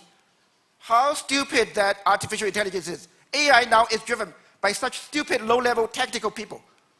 They have no idea in their so-called smart machine learning, smart machine operations. They have no idea about human psychology, consumer psychology, fundamental business effectiveness, how to engage customers, how not to piss off customers. And they try so hard to piss me and my wife off. I could not believe it until this moment. So great question. I hope you agree. There's a great answer. I hope you will make smarter AI. These machines, if we believe in too much about them, they may one day not only destroy our business, they may destroy our world. Yes, I agree. Thank you. Okay, thank you. Another question. Next question. What are you? Oh, here. Thank you for such a thought-provoking talk. Thank you. You mentioned at the beginning that Apple made $1 trillion in market capitalization. How far do you think Apple is from becoming a monopoly, and what role does CSR play in it? Thank you. Maybe you allow me to go back. I did not say Apple made $1 trillion. It's hit $1 trillion market capitalization. But it did make loads of money, I did say that. How far away will Apple become a monopoly? The answer is until the US government sues it. 3 days ago here I was presenting a talk about Google. So the United States government at the moment is suing Google for alleged monopoly. So I personally disagree. The US government is trying very hard to destroy successful US companies. Monopoly is no longer 100% market share. Monopoly is whenever the government doesn't like you. So how far away until the government sues Apple? So that's my answer, seriously. What's your other question? Oh, yeah. If Apple is doing this, it is doing its CSR. It doesn't need to do corporate charity. It doesn't need to do anything else. But if it chooses to do anything else, that's wonderful. See, Apple's core mission is to do this. All right? So no, don't forget the core mission, the ultimate corporate social responsibility. That is my fundamental teaching point of this case study. But we can replace Apple with other companies. Not so dramatic. How much time? Well, let's say that we have like almost 8 minutes. So we have time for two more questions, okay. Maybe? Yeah. So go ahead. Okay, so my question is basically, you mentioned the separation of the countries from the countries' separation that may come, and I wonder at this point if we may consider then economy and politics of the countries like the US, like China, will get only more diverse in the nearest future, or if their businesses will be rather intertwined more with each other, like which course is this economics gonna take? Okay, great question. Put yourself in the shoes of this guy, Mr. Tim Cook. Your government, it's an international business. Until the last 5 years, 10 years, okay? We tend to believe that paying attention to host country politics. Apple goes to do business in China. Of course, Apple needs to pay attention to Chinese politics, right? As a host country. But now, boy, we have to dramatically expand our horizon. Because your home country government behind you may not be always supporting you. Sometimes they want to pull you back, sometimes they want to stab you in the back. You still have to manage your home country government as a stakeholder. Therefore, there are lots of forces in the United States that want Apple to pull out of China. Then as a manager, as the CEO, do you do it? You could pull out of China, you could destroy about 20% of the value. I don't even have this kind of math to give you how many numbers, how many zeros you will destroy, okay? And then you will piss off customers, you will piss off employees. You will lay off managers, not only in China, but also in lots of other countries, so on and so forth. Is this something you want to do? If you don't want to do this, you want to do your corporate social responsibility, you want to go talk to President Trump or President Biden, okay? Stop being so childish, okay? Look at what we are doing. We are not only, see, okay, if I have time. President Trump, 2018, was slapping billions of dollars on made in China imports. And he was talking about slapping tariffs on made in China phones, meaning Apple iPhones. And Mr. Tim Cook heard about this, went to talk to his new friend, Donald Trump, in the White House by saying, look, this phone, only 6% of the value is provided by China. The United States is providing more than 6%, like that touch screen, our fingers touch every hour.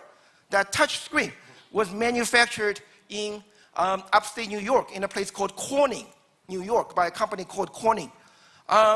So it was Japan, South Korea, Germany, United States, then China. So these are the 5 top leading contributing countries to that iPhone. So he went to show the data, and President Trump showed that he can be persuaded once you show him good data. Okay, so he's not totally mad or crazy, all right?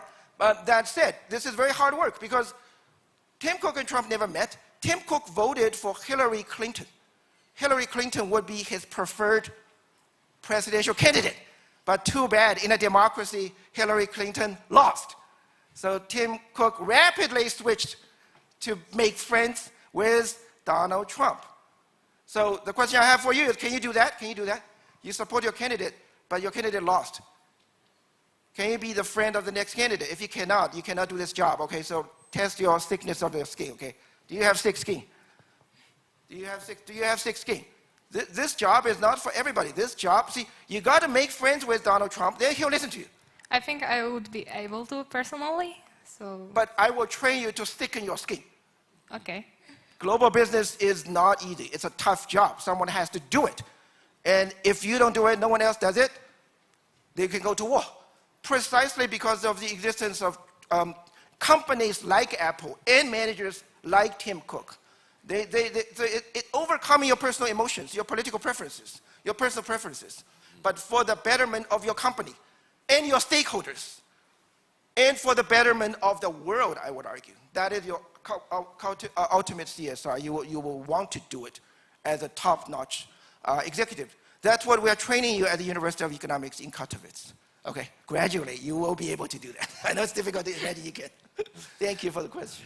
Professor Mike Peng, thank you very much. We don't have time for any more questions because we are we're running out of time. So thank you very much for your presentation, for your answers.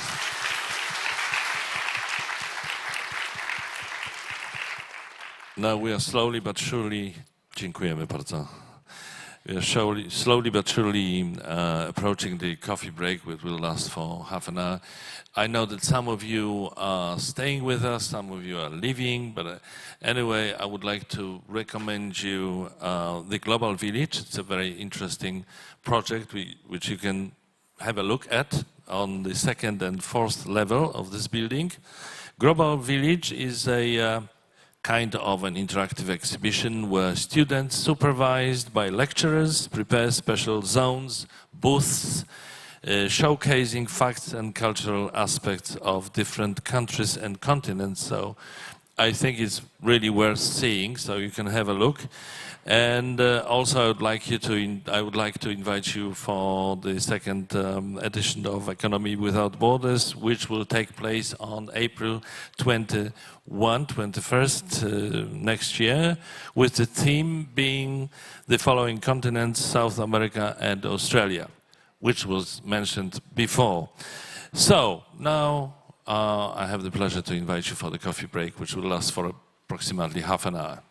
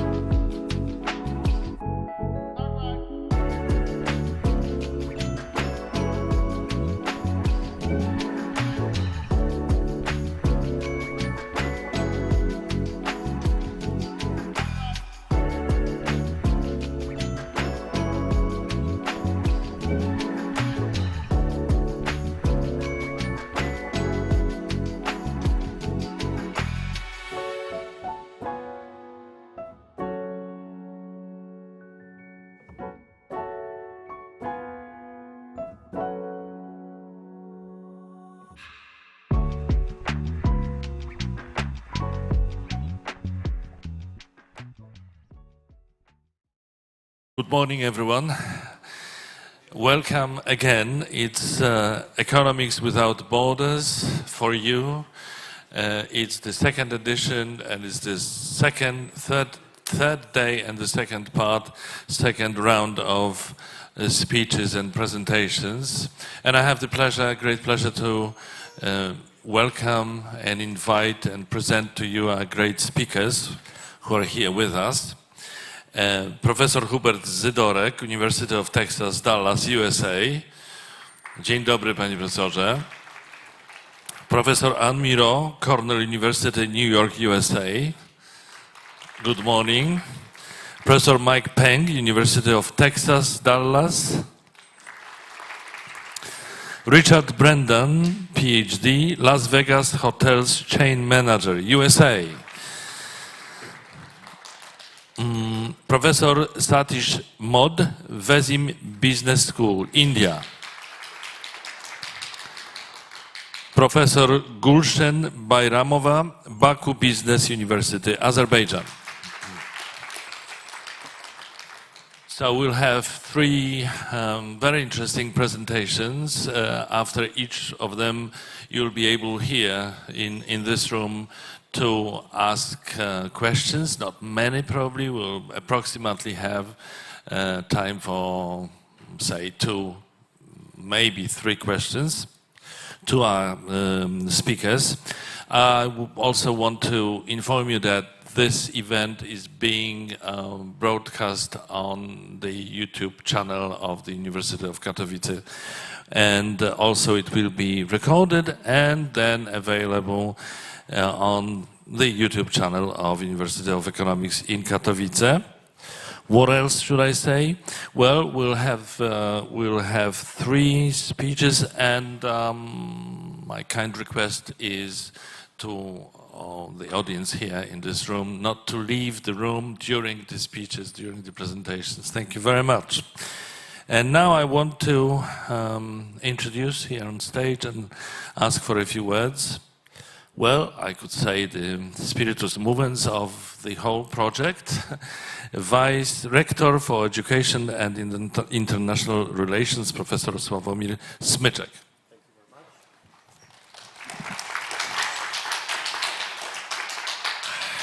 Thank you so much. Good morning. Yes, still is before the midday, so it's a good morning, ladies and gentlemen. On behalf of the authorities of our university, I have a huge privilege and honor welcome you to the University of Economics in Katowice for the second edition of international project Economics Without Border.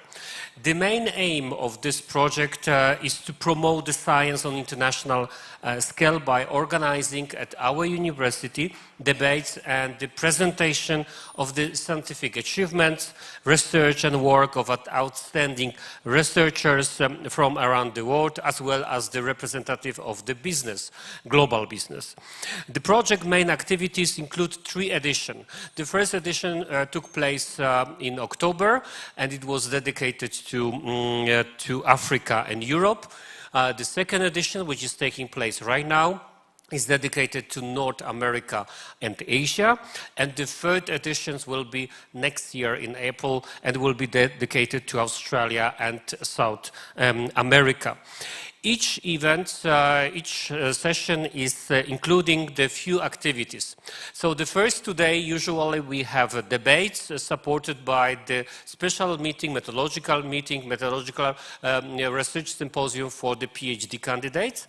And finally, every single edition is finished by the speeches popularizing science among the young people and the local community, supported by the Global Village, which is taking place on the 2nd floor and on the 4th floor.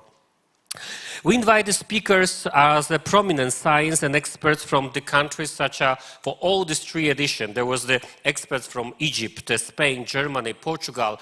This time we have the experts from US, India, Azerbaijan, and the next year there will be also the professors from Australia, Chile, and of course from Poland. They have been recognized for their exceptional achievement in the field of the economics science, and particularly they work in implementing innovation science, teaching and business solution.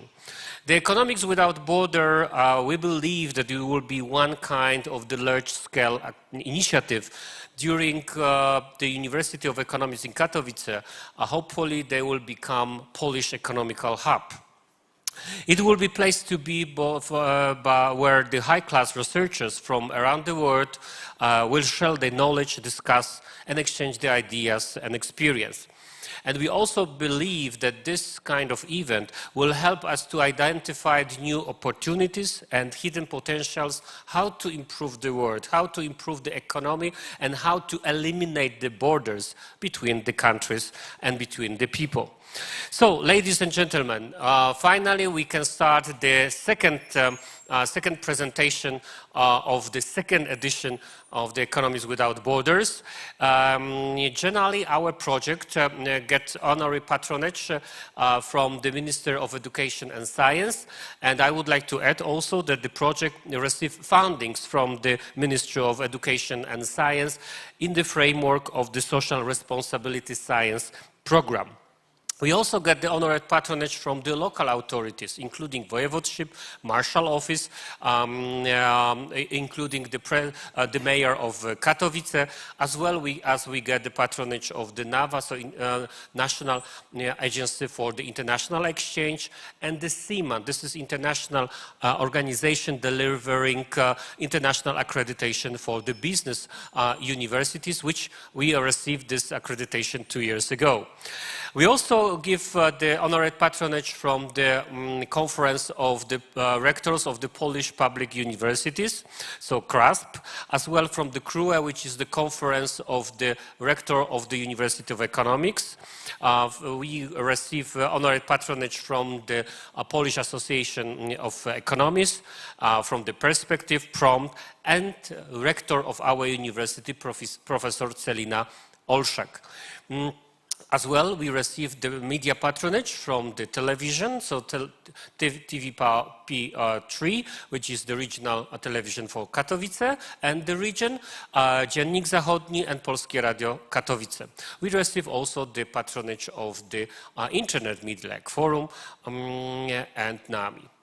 So, thank you very much, and officially we can start the last session of the second edition of Economy Without Borders. Thank you. Thank you very much. So, as you already know, this edition is dedicated to two continents, North America and Asia. And now I have a pleasure to invite you to watch two films, two short films, animations about those two continents. And I really hope that you'll appreciate them because they are very, very interesting and well done.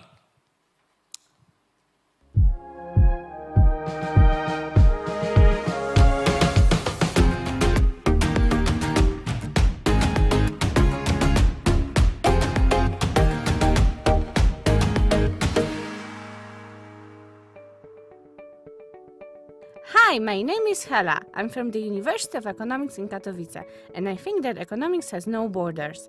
There are 7 continents in the world. In this series, I'm going to fill you in on details about their economic and social cultural issues. Let me guide you across North America today.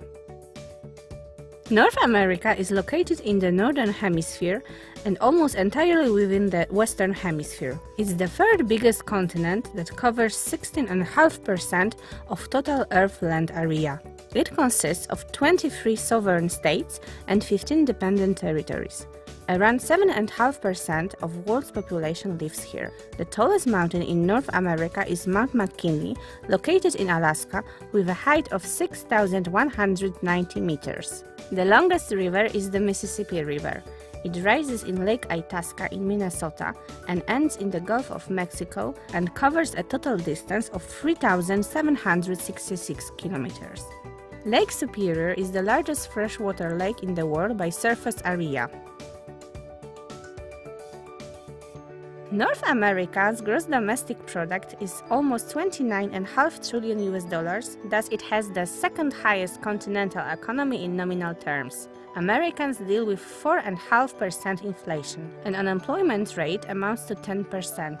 Statistically, a North American resident pays $1.08 per liter of fuel, while monthly they earn $3,960. Every North American citizen has access to electricity. CO2 emissions amount to 1475 metric tons per capita.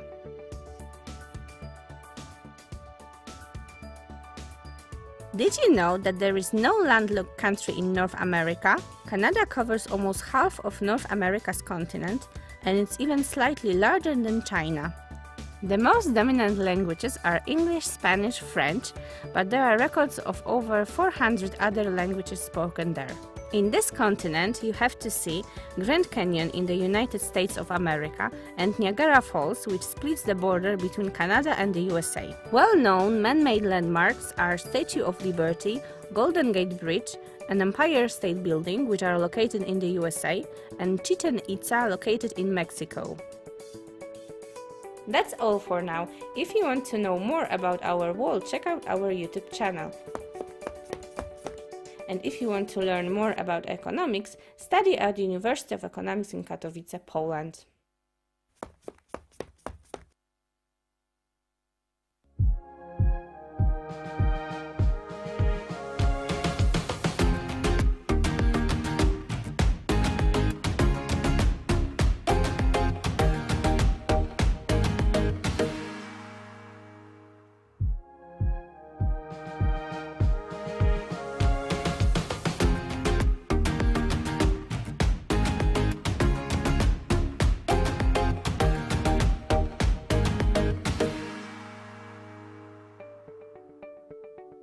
Hi, my name is Hela. I'm from the University of Economics in Katowice, and I think that economics has no borders.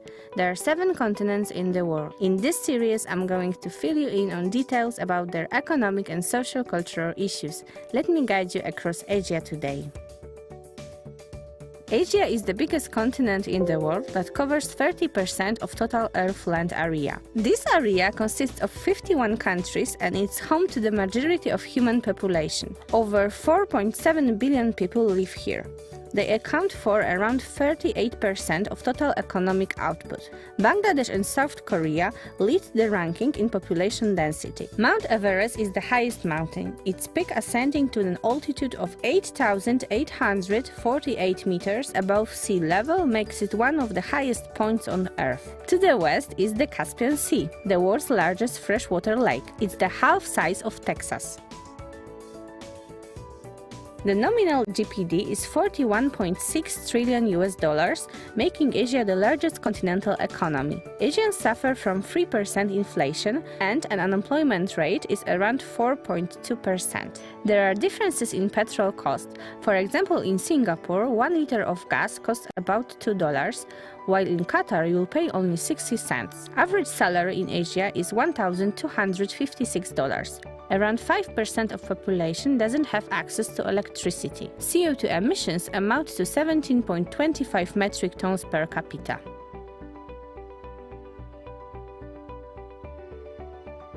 Did you know that more than 2,300 languages are recognized on the continent, but most dominant are Mandarin, Hindi and Arabic? In Dubai you can find Burj Khalifa, which is the tallest building in the world. It's 829 meters tall. The Japanese life expectancy is the world highest at 87.3 years for women and 81.3 years for men. According to the UN World Happiness Report, Taiwan is the happiest country in Asia. Bollywood is the largest film producer in India and also one of the largest film producers in the world. Hindi cinema produces over 1,000 movies every year. That's all for now. If you want to know more about our world, check out our YouTube channel. And if you want to learn more about economics, study at the University of Economics in Katowice, Poland.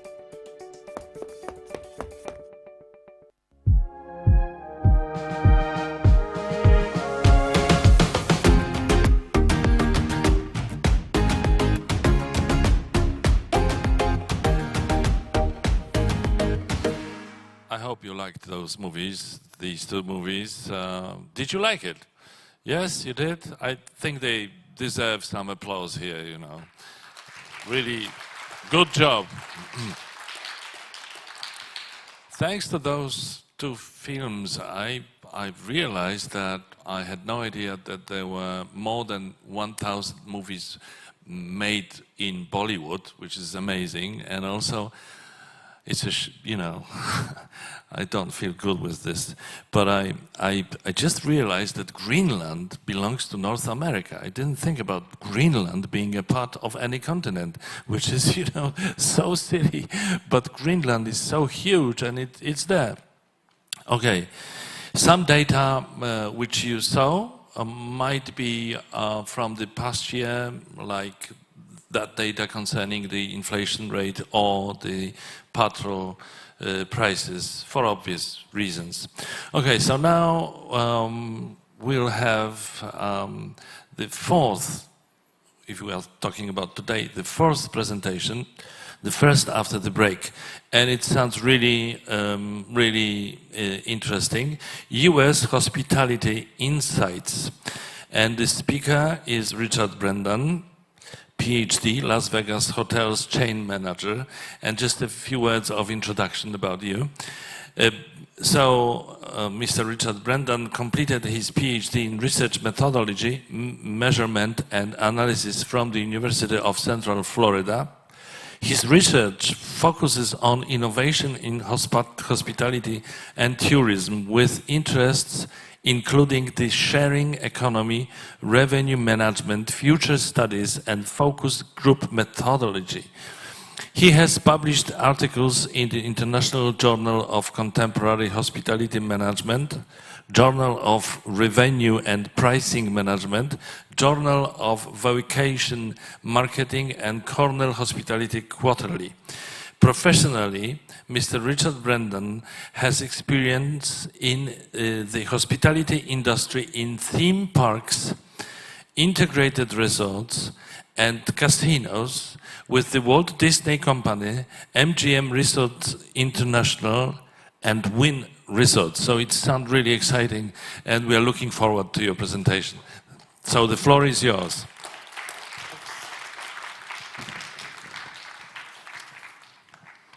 Thank you very much for the kind introduction. I appreciate it. I hope I can live up to everything you said. Yeah. So I'm very excited to be here today, speaking to all of you here in Poland.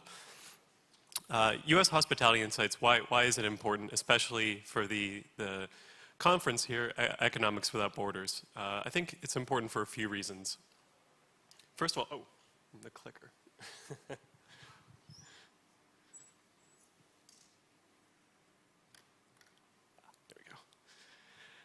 First of all, the travel and tourism industry represents roughly, in the US and in many countries, 5 to 10% of the economy, direct and indirect impact. So it's likely that many of you here someday potentially will have already or will work in the hospitality industry. Secondly, many of the trends we're seeing in the hospitality industry in terms of economics, I think are actually representative of what's occurring in the overall economy.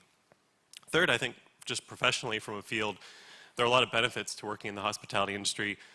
Hard work, patience, social skills, all of these are very important professionally. Myself, I've worked in the hospitality industry on and off for about 20 years now. The first job I had was when I was 10, working for my family's small business in shipping and receiving.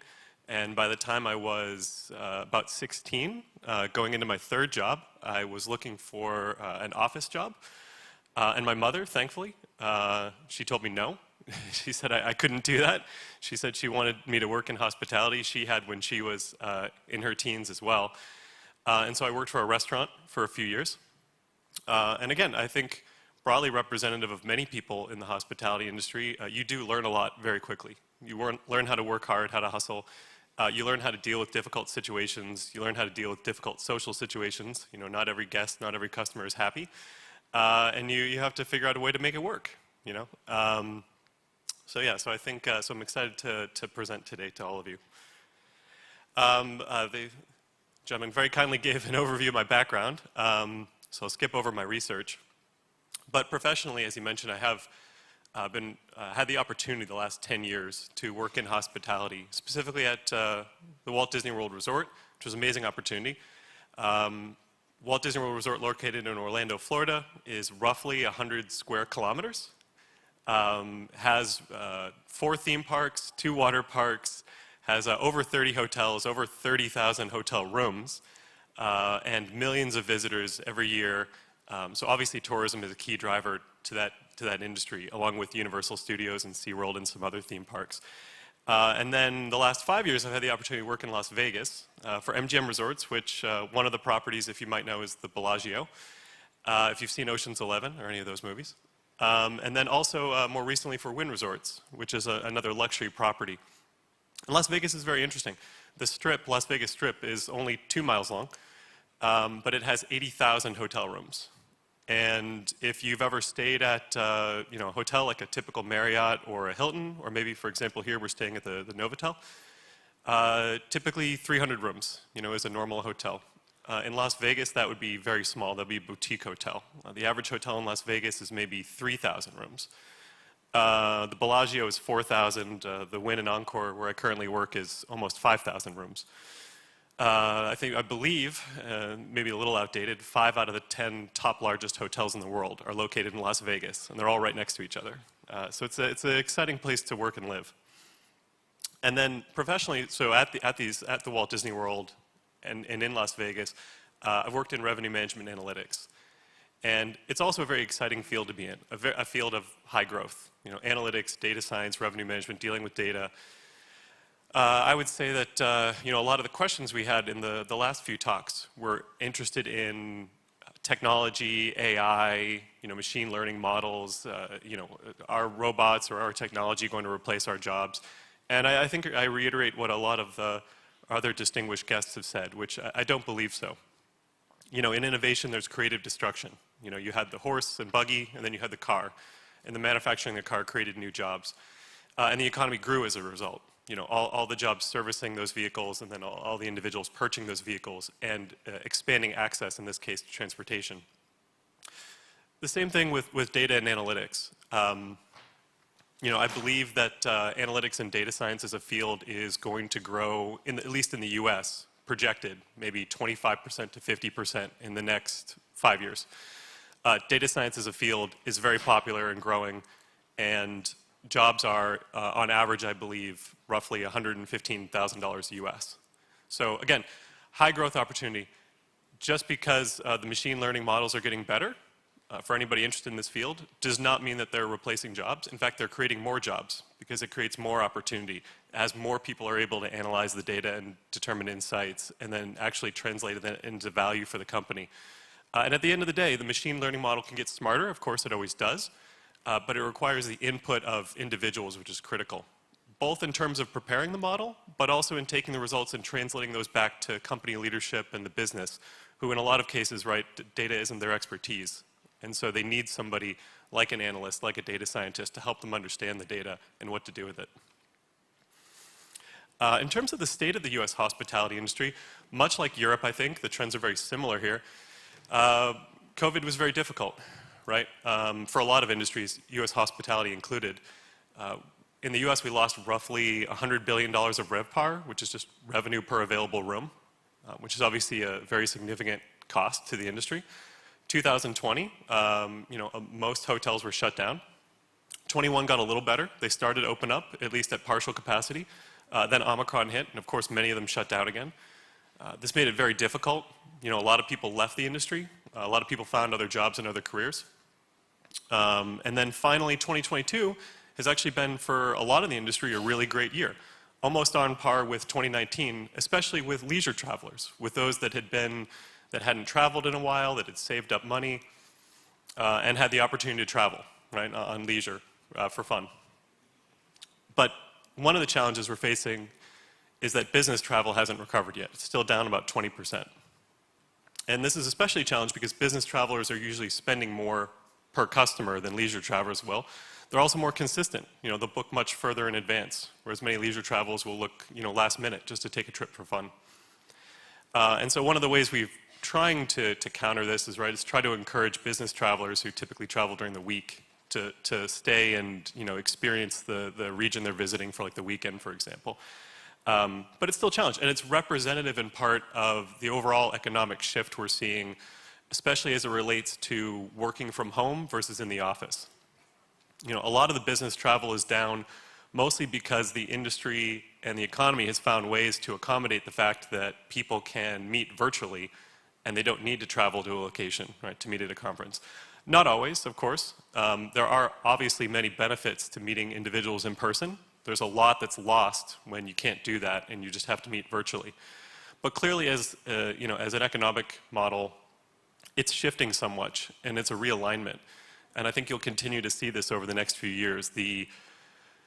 Finding the optimal mix of what percentage of the time work can be done at home, whether it's entirely from home, whether it's partially from home, right, or whether you need to be in the office. And these are kind of battles, if you'll say, that are going on at every company in the US that have been going on for the last year, especially as we've fully reopened, especially as the economy has come back.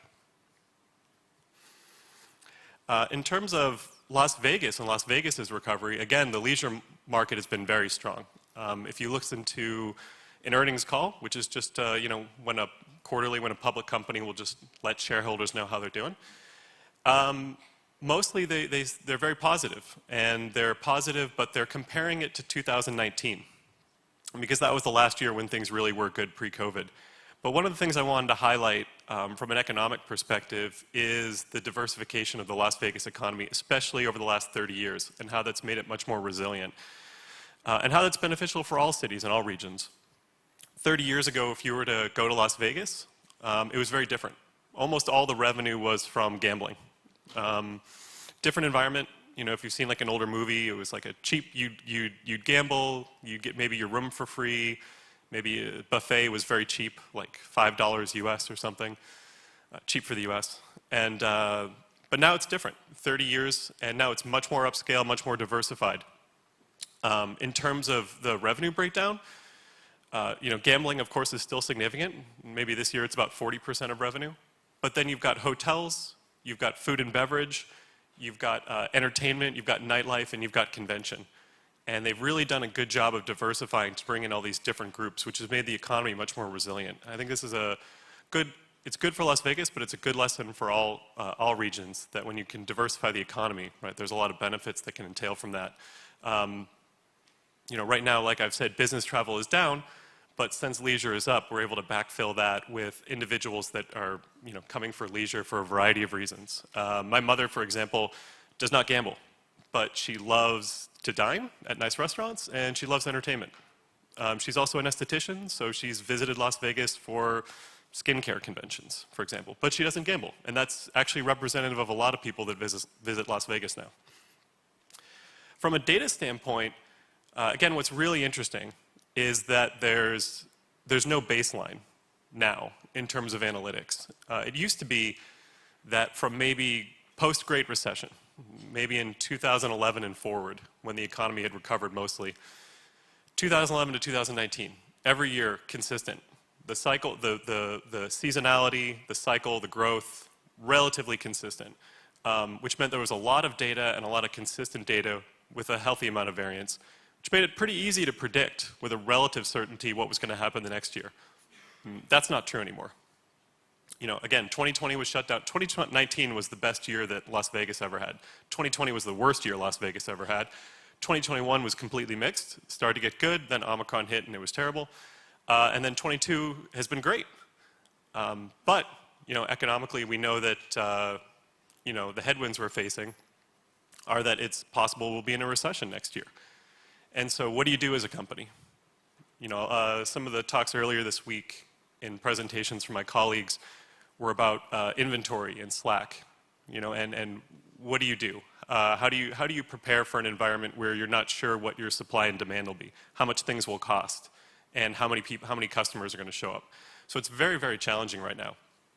But I will say that this isn't a negative if you're interested in the field of analytics. A recession isn't a negative, challenging environment isn't a negative. It's actually a positive, because the demand for analytics, the demand for data science is even more so when you enter into a challenging situation. business leaders right now are unsure of what the future is. And so even more so, they're relying on people that are looking at the data to try to help them, to try to understand what the possibilities might be. A few things that are interesting trend-wise in hospitality that, again, are representative of the industry. One is a lot of the innovation that's taken place, right, in the last 10 to 20 years. And I'm sure you've experienced this here as well, right? Airbnb, of course, Uber is very popular in Poland.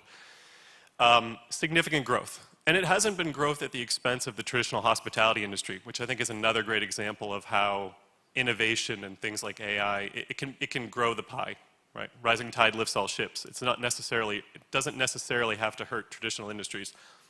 There was a study in New York with taxi cabs, and it showed that with the growth of the sharing economy with Uber and Lyft, that more individuals were taking these taxi rides. It wasn't at the expense of traditional taxis. It just grew the overall taxi market. With Airbnb when it started, another great example where a lot of people that just either didn't have the money or traditionally wouldn't stay at a normal hotel, this opened up the opportunity to them to take like a last-minute vacation somewhere and either stay at an extra room that somebody had, right, or somebody's house that they were renting out, whatever it might be. Again, a lot of the research showed that the growth of Airbnb had a slightly negative impact on the hotel industry, but very slight. And for the most part, it just grew the overall pie. More people could take part in these travel and tourism experiences, which is really great. I will note, though, that there's been this negative trend recently, especially with Airbnb, where, at least in the US, it's gotten very expensive. It's gotten very expensive, and a lot of people are upset with the fees and how they're hidden. And we see this, I think, in many industries. Hotels, where you go and search, you try to find a price, and then you get to the final page, and it's double what you thought it was going to be. And they're trying to do better about that. Airbnb recently said they were going to clean that up and try to make it much more transparent in terms of what the pricing was. But the whole hotel reaction to the sharing economy has been relatively positive. They talk to business leaders in hospitality, and they say, "Are you scared of Airbnb?" And for the most part, they say no. For the most part, they say that the hotel industry has core competencies, things that they're really good at, that are separate from Airbnb. Quality, consistency, the brand, safety, simplicity. The understanding that, like the Novotel here, that maybe if you stay at the Novotel here in Katowice, and then you go and stay at a Novotel in Paris or in Rome, that the experience you're going to get is very consistent, right? That you're in a safe, clean environment with professionals. That's something that they take pride in. Another trend that's big in the US, and we're late to this because it's been very popular in Europe for a while, is mobile sports betting. This has been something where, and again, indicative of the overall economy, at least in the US, is that for the last decade, we have been in a business cycle where interest rates have been very low. And so the cost of capital, the cost to borrow, ability to take on loans and debt, has been very cheap. So cheap, in fact, that a lot of investors have been out there trying to find growth opportunities because, if you, not to get too much into it, but if you try to invest in a bond, you're not going to get anything out of it. So what are you going to do? Try riskier investments, willing to take greater risks. When capital is cheap, when it's easy to get money, you could take greater risks. Amazon is a great example of this in the economy, right? Amazon lost money for 15 years. And shareholders had faith that the reason why they were doing that was to grow. And after 15 years, after all that growth, finally they would get to profitability. Something very similar happened in the US sports betting industry, where it opened up about 3 or 4 years ago, and states started implementing it. And there was a mad dash, a frenzy to try to acquire customers, even at a steep loss. Maybe you thought somebody would be worth a few $1,000s over their lifetime to you, and you would spend a few $1,000s to acquire that customer. So you're losing money acquiring people. This is broadly indicative of a lot of what happened for many of these type of Silicon Valley companies, mobile companies, app-based companies. I think there are a lot of examples of it. That's all changed in the US in the last year. With the inflation rate up significantly, with the possible recession in the future, what's happened is that there's a lot more scrutiny and there's a lot less leniency for companies losing money. And so everybody's tightening their belts. There are a lot of layoffs now in the US in the tech industry, for example. But everybody's now focusing on getting to profitability. One one fun example on the US sport betting industry, and I think my colleagues from Texas might know of this gentleman, is Mattress Mac. His name is Mattress Mac because he owns a chain of mattress stores in Houston, Texas. And he just recently, in the last 3 weeks, won the largest sports bet in history in the US. He won $75 million betting on the Houston Astros to win. And they did. They won the World Series in baseball. But what this is indicative of in the US sports betting industry is it's a tough industry to be in from profitability. And so one thing that we're doing is trying to find synergies with other revenue, like for example, casino, or other ways to get value out of customers that are acquired. And then finally, longer term, some interesting trends we're seeing in the US that I think are also applicable to Europe in many ways. One, especially with the possibility of entering into a recession in the near future, is the focus on cost reduction. But there's actually some nice things that are being done here because, of course, as some of my colleagues mentioned earlier today, there is a focus on going green and some of these societal issues. And if you can find a way to, kind of as a win-win, right, if you can find a way to go green but also reduce the cost to your company, you've benefited your company, right, but you've also made your customers feel good and you've also made your customers happy. I think if anybody stayed in a hotel recently, for example, at the Novotel, you check in, you go to your room, and there's a little card on the desk. And the card says, if you don't want housekeeping, right, if you don't want your towels changed, then just leave this little card on your door. And it actually does 3 things. One, it allows you the ability to opt out of that service, right, which is then cheaper for the company. The second thing is it's highlighting the fact that you're using less water, less energy, so it's green-oriented, which is good for the environment, which is great. The third thing it does is it says on there that it'll give you 100 points to their reward program, which is also really interesting. And this is where a lot of where the industry is going, right, with reward programs, to try to get you into their ecosystem, to gamification, to try to get you excited about being a customer, to try to earn points, reward points, loyalty, to improve loyalty, to improve the amount of money the company gets in the long term. So this one little card with this one little thing on it, it does 3 things for the company, which is really interesting. Things like that are exciting because of the value they drive. And then, technology expansion. And again, this speaks to some of the questions we had earlier about AI and machine learning and being replaced. And I always go back to, creative destruction and innovation. Yes, technology progresses, innovation progresses. New technology, new systems, new services come online that for the most part make our lives easier, right? But in some examples do result in jobs being lost, direct jobs being lost. But the indirect effect, right, is that other jobs are created. And usually those are higher up on the value chain, meaning they're higher skilled positions. Automatic check-in, keyless entry in a hotel is an example. A long time ago, you'd go to the front desk and you get an actual physical key, like a metal key, right? Nowadays, most hotels will give you a key card. Benefit of that key card is, right, that unlike the key, you can just replace it if you lose it, right? You'll go down to the front desk and they'll set up another one for you. Whereas if you have the key, you've actually got to make another key. And now we're moving into a world of keyless entry, right? Cell phones, mobile, that it's an app on your phone. And that does a few things. One, it makes it much easier, right? You can just check in on your way to the hotel, go right up to your hotel room and scan it and go right into your room. You don't even need to wait in a line anymore at the front desk. So it makes your life easier. But if you think about it, right, from a technology perspective, somebody's got to design that app, somebody's got to maintain that system, somebody's got to oversee it. And critically, with the data they're getting, and this is where I go back to all the data being collected and the opportunity it represents the economy, especially if any of you are interested in the field of data or analytics. Companies are collecting massive amounts of data, and they need somebody, right, to help them with that. And this is another example. You set up an app, the app allows keyless entry, you also now have a reward system, and now you're getting loyalty, and you're collecting all of this data about the customer, right? Helpful information. And again, at the end of the day, a lot of it is trying to find a way to improve the experience of that customer. Is there a certain type of hotel they like, or do they prefer a higher floor in the hotel? Do they prefer a certain view, right, out of the hotel? Something like that. Certain recommendations you can give them. Things like this where there's more and more data being collected over time, and it's an exciting opportunity for everybody that's interested in the field. And then finally, the role of luxury. I highlight this because in the current economic environment we're in, where there's a possible likely recession in the future, right, for both the US and the EU, and inflation is high. Costs are going up. A lot of companies right now, as I mentioned, are thinking about cost reduction, thinking about how they can save money. And in some case, that means degrading the experience, potentially.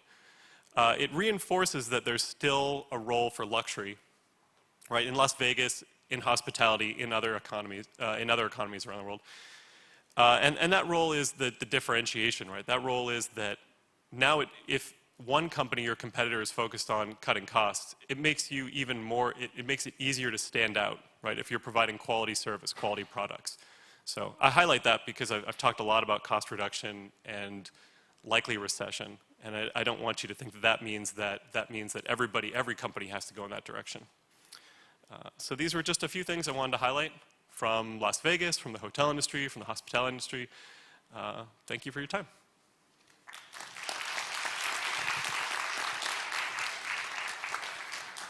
Richard, Brendan, thank you very much indeed for this presentation. And now it's time for a few questions. I think that you might be interested in such things like tourism, hotels, luxury, Las Vegas. Las Vegas alone sounds really fascinating. During your presentation, I thought about Casino, that Martin Scorsese film, famous, taking place in Las Vegas, but it's just an example. What's that famous Vegas movie? You know, that funny one. What is it? 3 parts. Oh. Hangover, right? Oh yeah, Hangover. I'm sorry. Also, there's a National Lampoon. Vegas Yeah, Vacation. yeah, of course. So, any questions? Oh. Yes, we have a question over there. Thank you for the presentation. At the beginning of your presentation, you've mentioned the area of research of yours includes, in particular, online and in-person data analysis.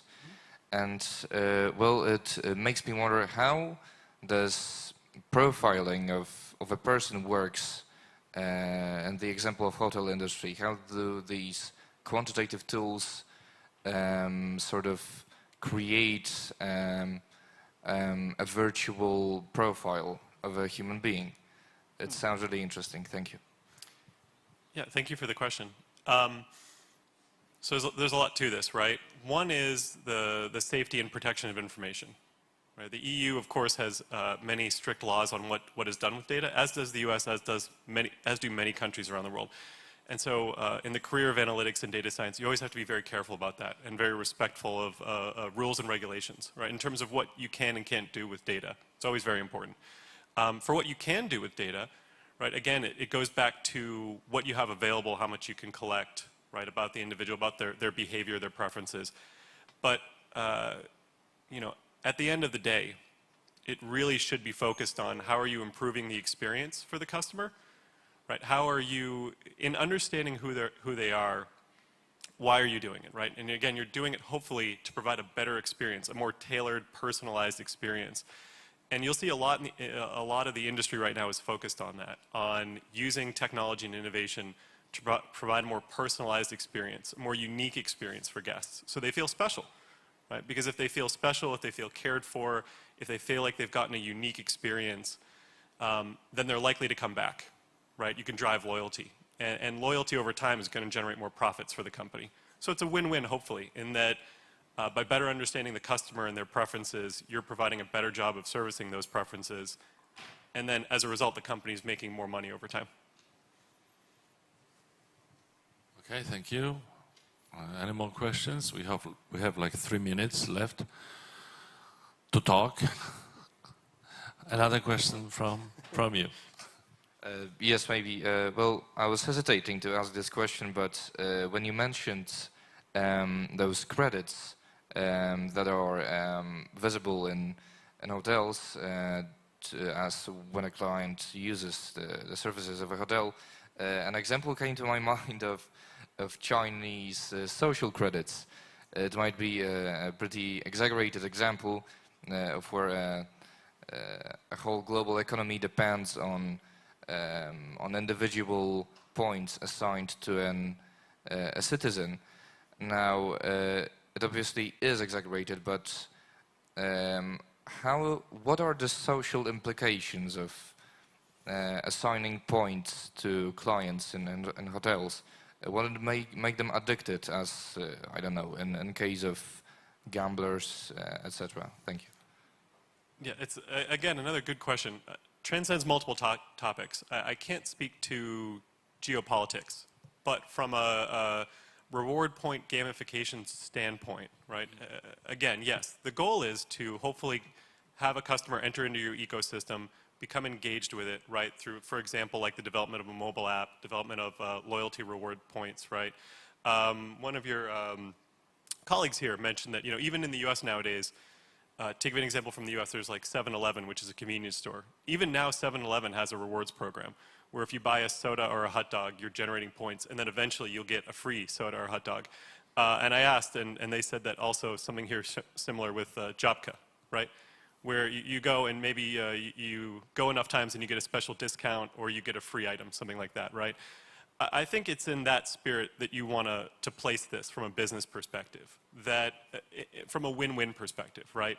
That you're becoming a loyal customer because you enjoy the product, you enjoy the company, enjoy the services it provides. And as a result of being a loyal customer, you're getting something from that, right? You're getting that, at Jobka, that complimentary hot dog or soda or sandwich. But then in return, right, the company is generating, right, more revenue, more business from you. So again, ideally, that's the spirit of it from a business perspective. Yeah. Thank you very much. It was the last question that we could ask and answer this time. So Richard Brendan, thank you very much for your presentation. Thanks a lot.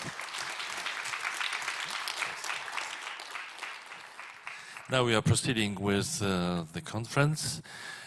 And let me introduce the next speaker. The title of the speech presentation is How to Decide a Career Based on Your True Nature. And a few words about the speaker. Professor Satish Mod is currently the professor and director at VES Institute of Management, Mumbai, affiliated to the University of Mumbai. He is an author and researcher in the field of ethical management, airlines management, and disaster management. Professor Mod has conducted many sessions in India and abroad on personality development, career guidance, and leadership styles. Sounds really interesting. Professor, the floor is yours.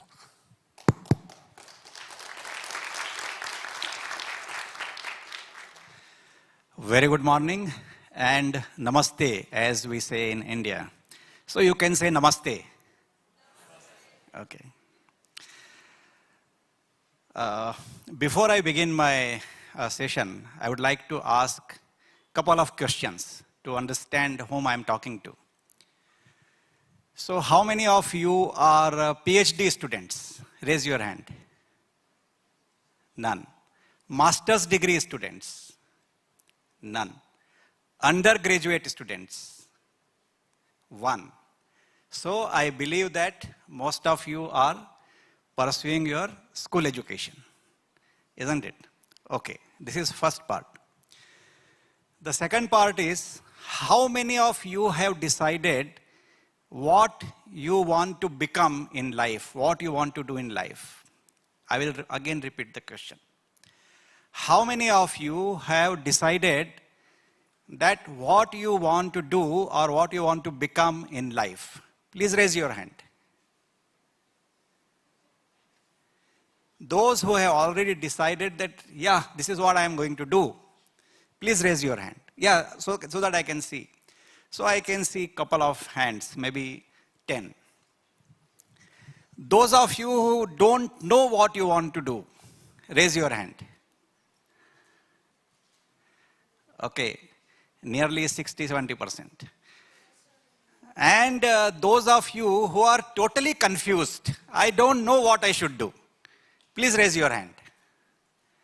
Okay, you are in the best place. Why, why you are in the best place?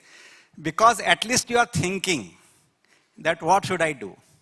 And those who have decided that this is what I am going to do, there is a bad news, because I have seen people who have done engineering and become actors, who have done medicine and become singers. So whether those years in colleges were wasted. So my session is about trying to remove some of the confusion that what you should do in life. Now, when we want to decide what I want to do in life, we always have some idols in our life. We get fascinated by some people around us, parents, friends, we watch TV, and we think that this is what I need to become. And you start working in that direction. But actually, does it help? I will give you my own example. I always wanted to become a poet. I was very good in my Hindi language, and I wanted to be a poet. And when the option comes that which stream you will go in, I choose the language option, and I started sitting in the class. The principal of the school, he approached my father and said, your son appears to be very intelligent. I don't know how he discovered, but he's going to waste his life learning language. So I would ask him to sit in the science class, and he will contribute a lot to the society. And my father agreed with him, and after 25 days from language, I went to science class.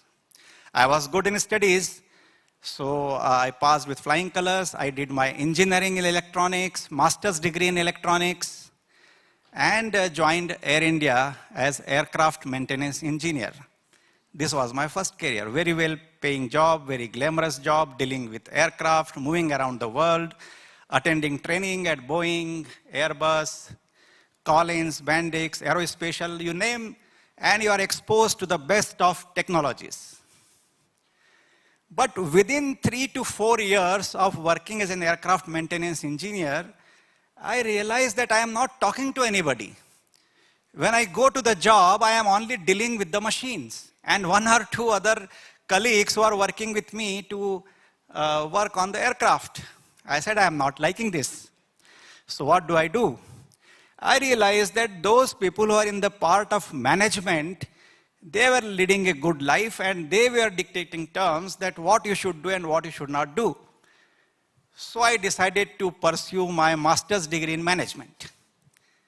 So while working with Air India, I did my master's degree in management. I loved the subject.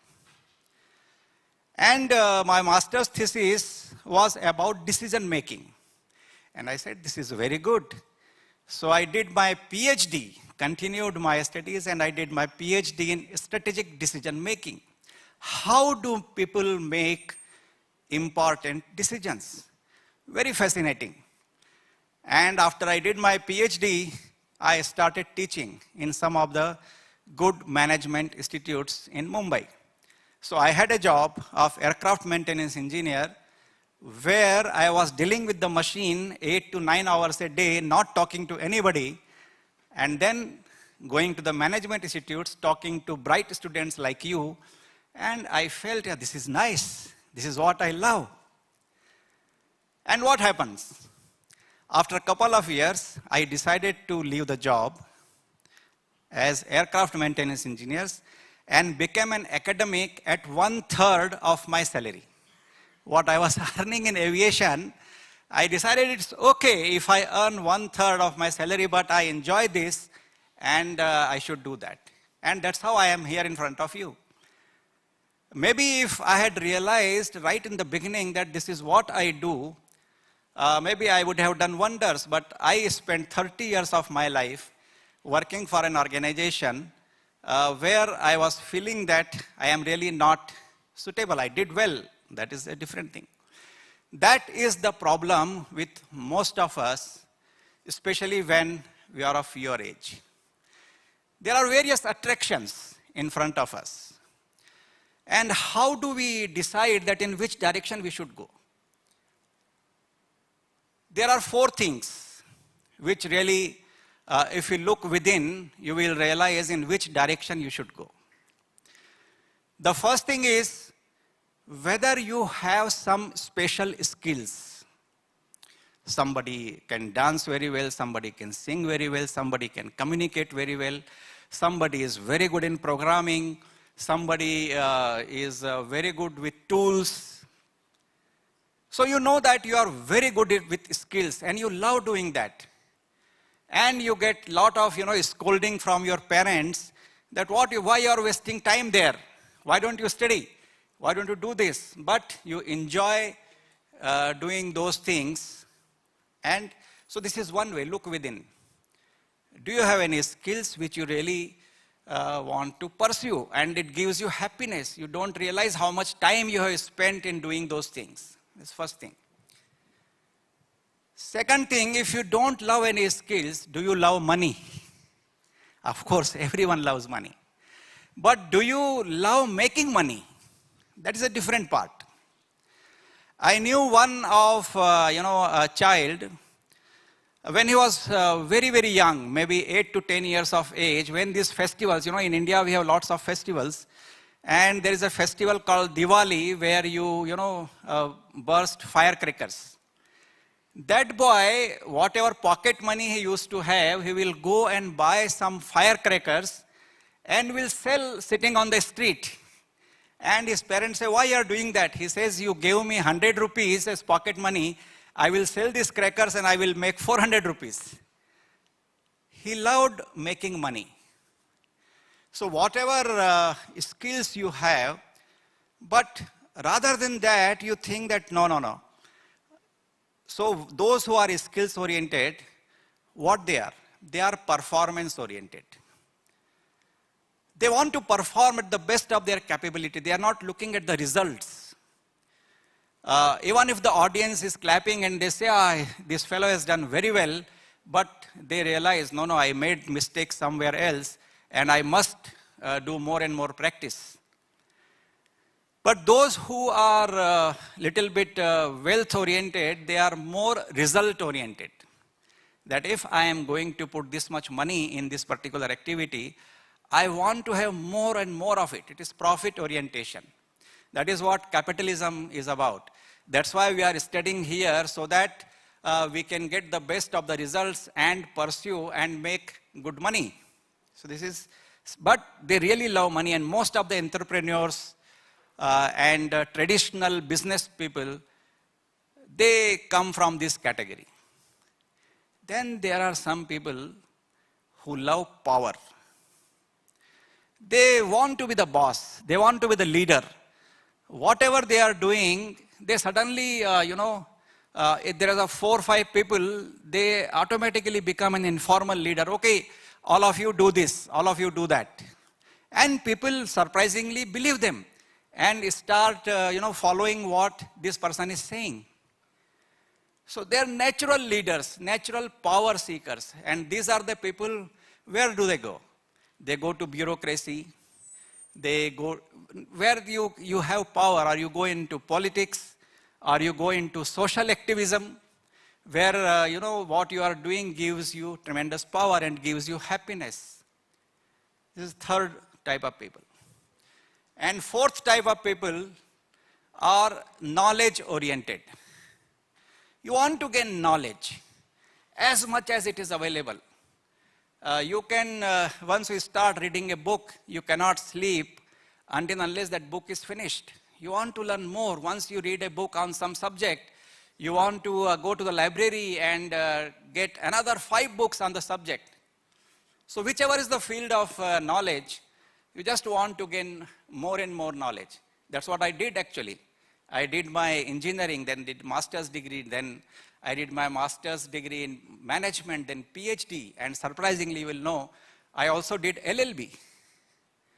I am knowledge oriented. So those who are knowledge oriented, they would like to gain more and more knowledge, and they do research, and they become authors, they become writers, they write columns in newspapers. So these are the 4 intrinsic desires in us. And if we don't understand that, if we don't look within what we want to do.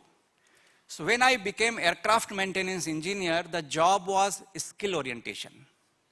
I was a very good aircraft maintenance engineer, but my natural tendency was not skill orientation work.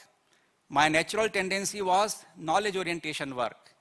So when you have this kind of gaps in what actually you are doing and what you love doing, what you have is stress. The best thing is to decide that do you want to have that kind of stress in your life by having this gap that somebody is in a professor or I would say, but he would like to make money. So he loves to be a consultant. He or she is hardly in the classroom because the orientation is wealth creation. So, and that creates stress within the organization, within friends, within other people. So it is very, very important to identify that what actually gives you happiness. This is first, think about the magic career which you want to choose, that you should know this. Now if I go to a little deeper into this, that okay, you have identified that this is what I want to do. Now I look at 3 parameters. As I already said, one is performance orientation. That you want to be a very good performer, whether you are a power-oriented person or a wealth-oriented person or a skill-oriented or knowledge-oriented, your focus is on performance, whether I am doing well all the time. The second important thing is result orientation. That, okay, maybe I am not performing well, but if audience is liking and I am getting lot of shows and I am making lot of money because of that, it's okay if I am not very good. But the results are there. So you are not focusing on the performance. Same thing is about power, same thing is about wealth. If you are in wealth and you are result oriented, you become entrepreneur. If you are performance oriented and you are power seeking, then you become a bureaucrat. But if you are result oriented, you become a politician. Because you want to change the life, the way people live. And if you are power oriented, but the third thing is welfare orientation. Society's welfare. That no, whatever I do, it is not performance, this is not result, but I want to contribute something to the society. Intrinsically, you think, no, I must contribute something to the society. And these are the people who, they are in skill orientation, they become coach, mentor. You see, in many of the universities in US, the coach, football coach, earns more than the vice chancellor, rector of the university. So money is there in every profession, but if you are skill orientation and you want to contribute to the society, you become a mentor, a coach, if you are a skill orientation person. If you are a wealth oriented person, you start contributing money to charity. There are very big charities, so you have made money, you are wealth orientation, but you want to change the society. So you are not result oriented, you are not performance oriented, you are society welfare oriented. Similarly, in power orientation, if you are society oriented, you become social activist. You become part of some NGOs. You want to do something. In your free time, you are always moving in those areas where you can contribute something to the society. Knowledge orientation is a little bit tricky. If you are performance oriented, a knowledge person, then what you become? I have seen many such people.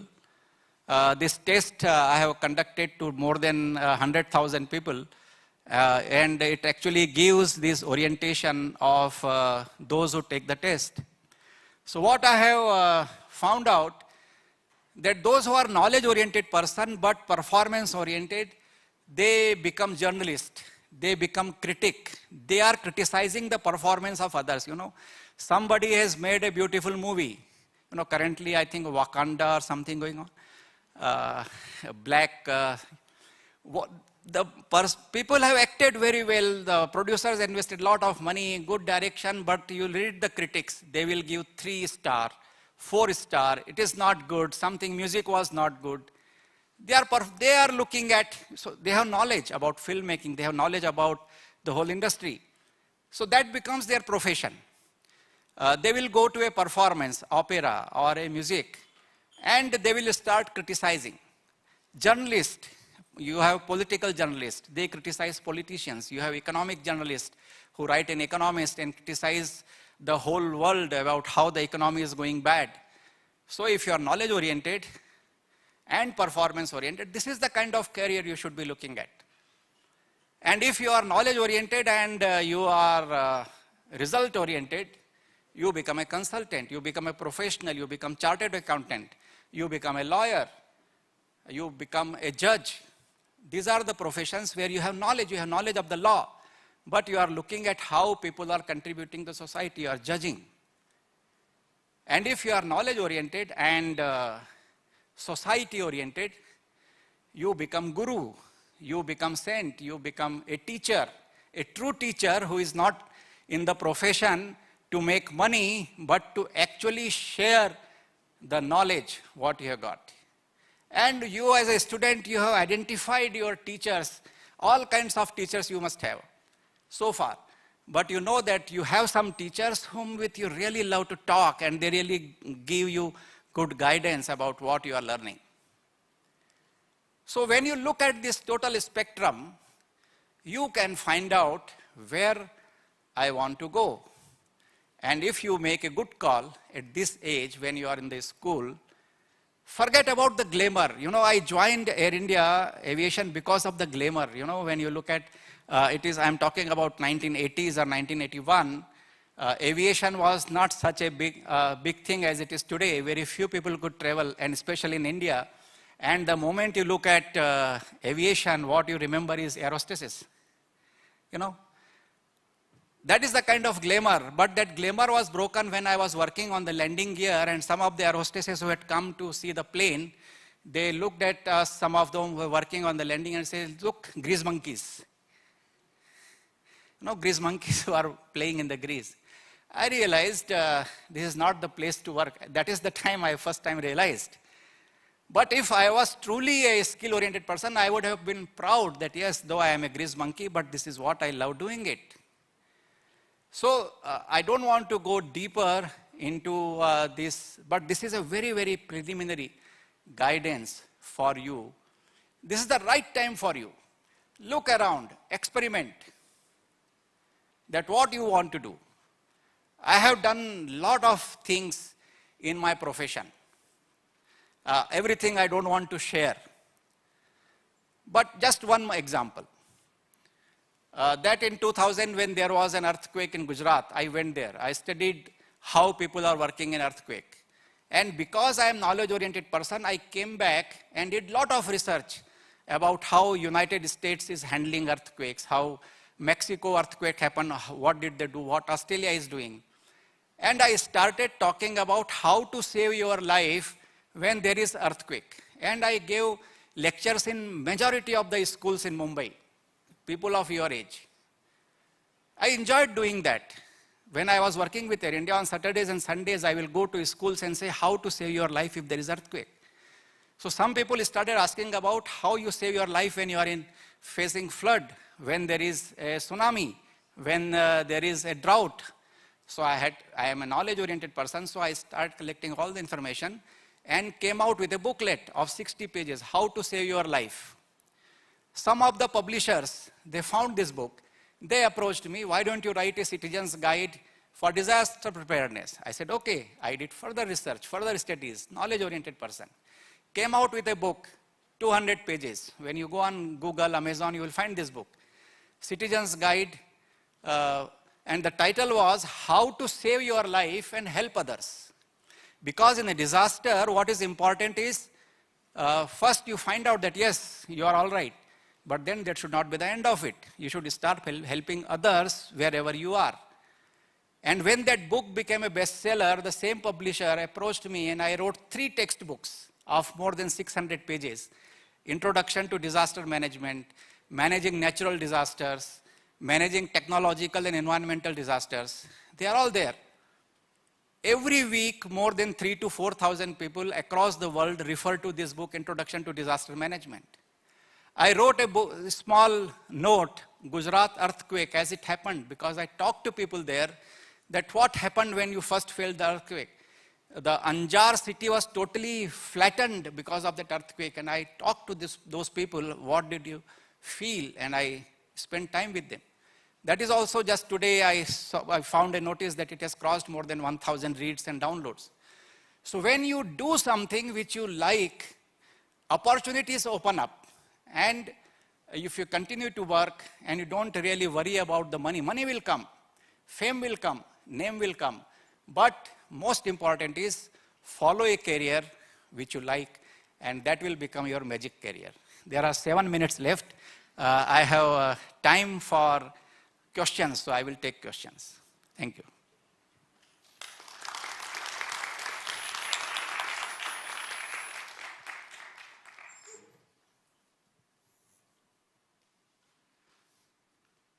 Those who are most confused, they can begin first. Yeah, okay. Yeah, there. Thank you very much for your speech. I would like to ask, do you think that some parts of this guide, some step of it, are most important and that we should focus on more than on the different one? Please repeat again. Do you think that some parts of this guide that you are mentioned are like most important than the others? This guide, disaster management.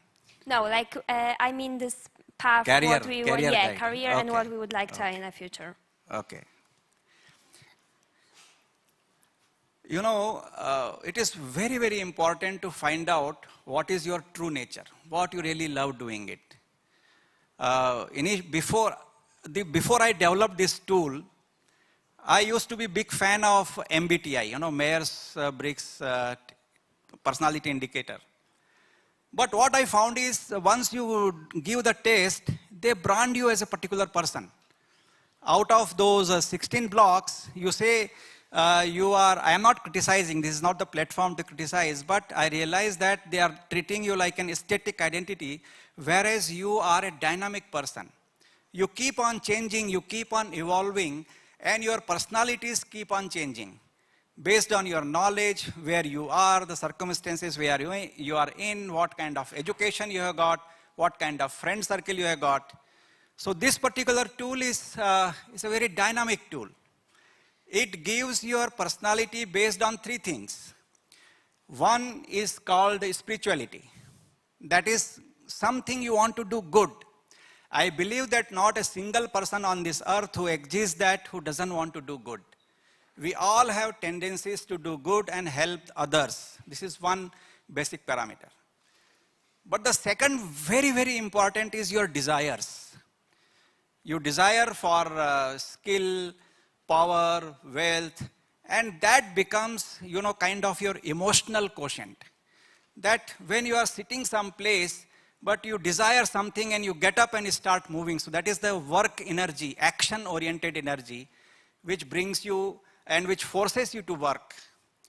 So if that energy is for the good of the society, most of the things which we do is for the good of the society. This is the second energy. Sometimes the goodness is dominating and sometimes your selfish desires are dominating. And the third thing which is most important is your own security, your own safety, and I call that resistance to change. Every one of us has some resistance to change, and which is very important. I will give an example. That you have a car. That steering wheel is something like spirituality. When the car is running, you can drive safely on the road, or it can become a killing instrument if you don't care. The second is acceleration in the car. If there is no accelerator, you will be sitting in one place and you will be just moving the steering wheel. So the acceleration actually moves the car and the steering wheel takes you to your destination. Very important. But suppose there is no brake, what will happen? You cannot come out of your garage itself, wherever you have parked. because that brake actually gives you real skill to drive. If you see Hollywood movies, the best of stunt happens of car and bike because of the combination of brake and acceleration. And for any skill-oriented person, whether you are dancing or whether you are speaking or whether computer programming, it is the acceleration and brake. Otherwise, your finger is going to A, it will go to Z. Because if there is no proper acceleration and brake, the coordination. So these three things, they keep on dominating us at a different stage of point. Sometimes we want to do good, so we sacrifice some things. Sometimes we want to fulfill our desires, so we work on that. And sometimes we just want to relax and put a brake on whatever is going on. So the dynamic personality we have, and based on that, this model is developed, that what actually our true personality is, our true nature is, and which is the more dominant force in our life, and accordingly, we should choose our career. Does that answer your question? Okay. Maybe one more question we can take, 2 minutes. Yes.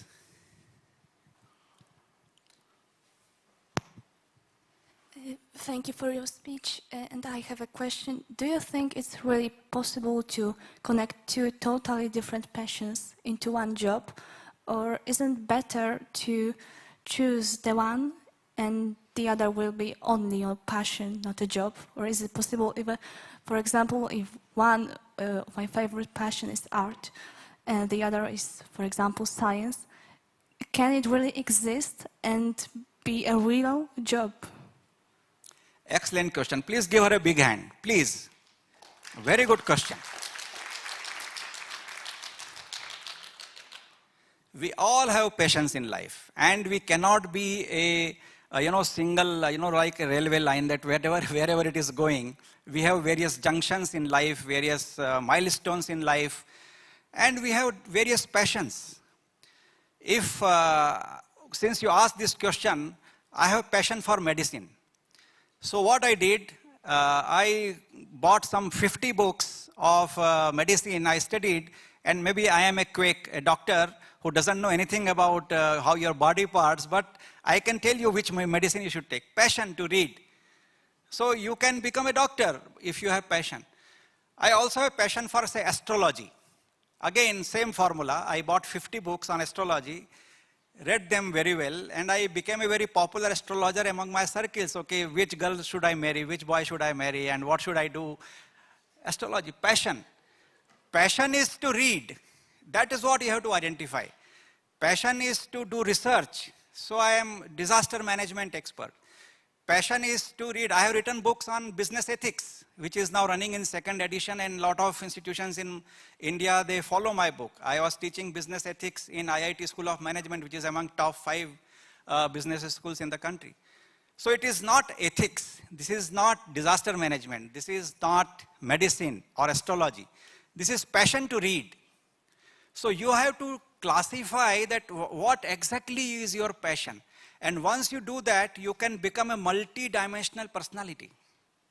And there's nothing wrong with that. Actually, this is what should happen with everyone. You are not a single dimension person. At least I would say that you should have at least one passion which is reflected in 8 to 10 activities. That you should be good in at least 8 to 10 activities. You should be master in those activities. We have 24 hours and time is flexible.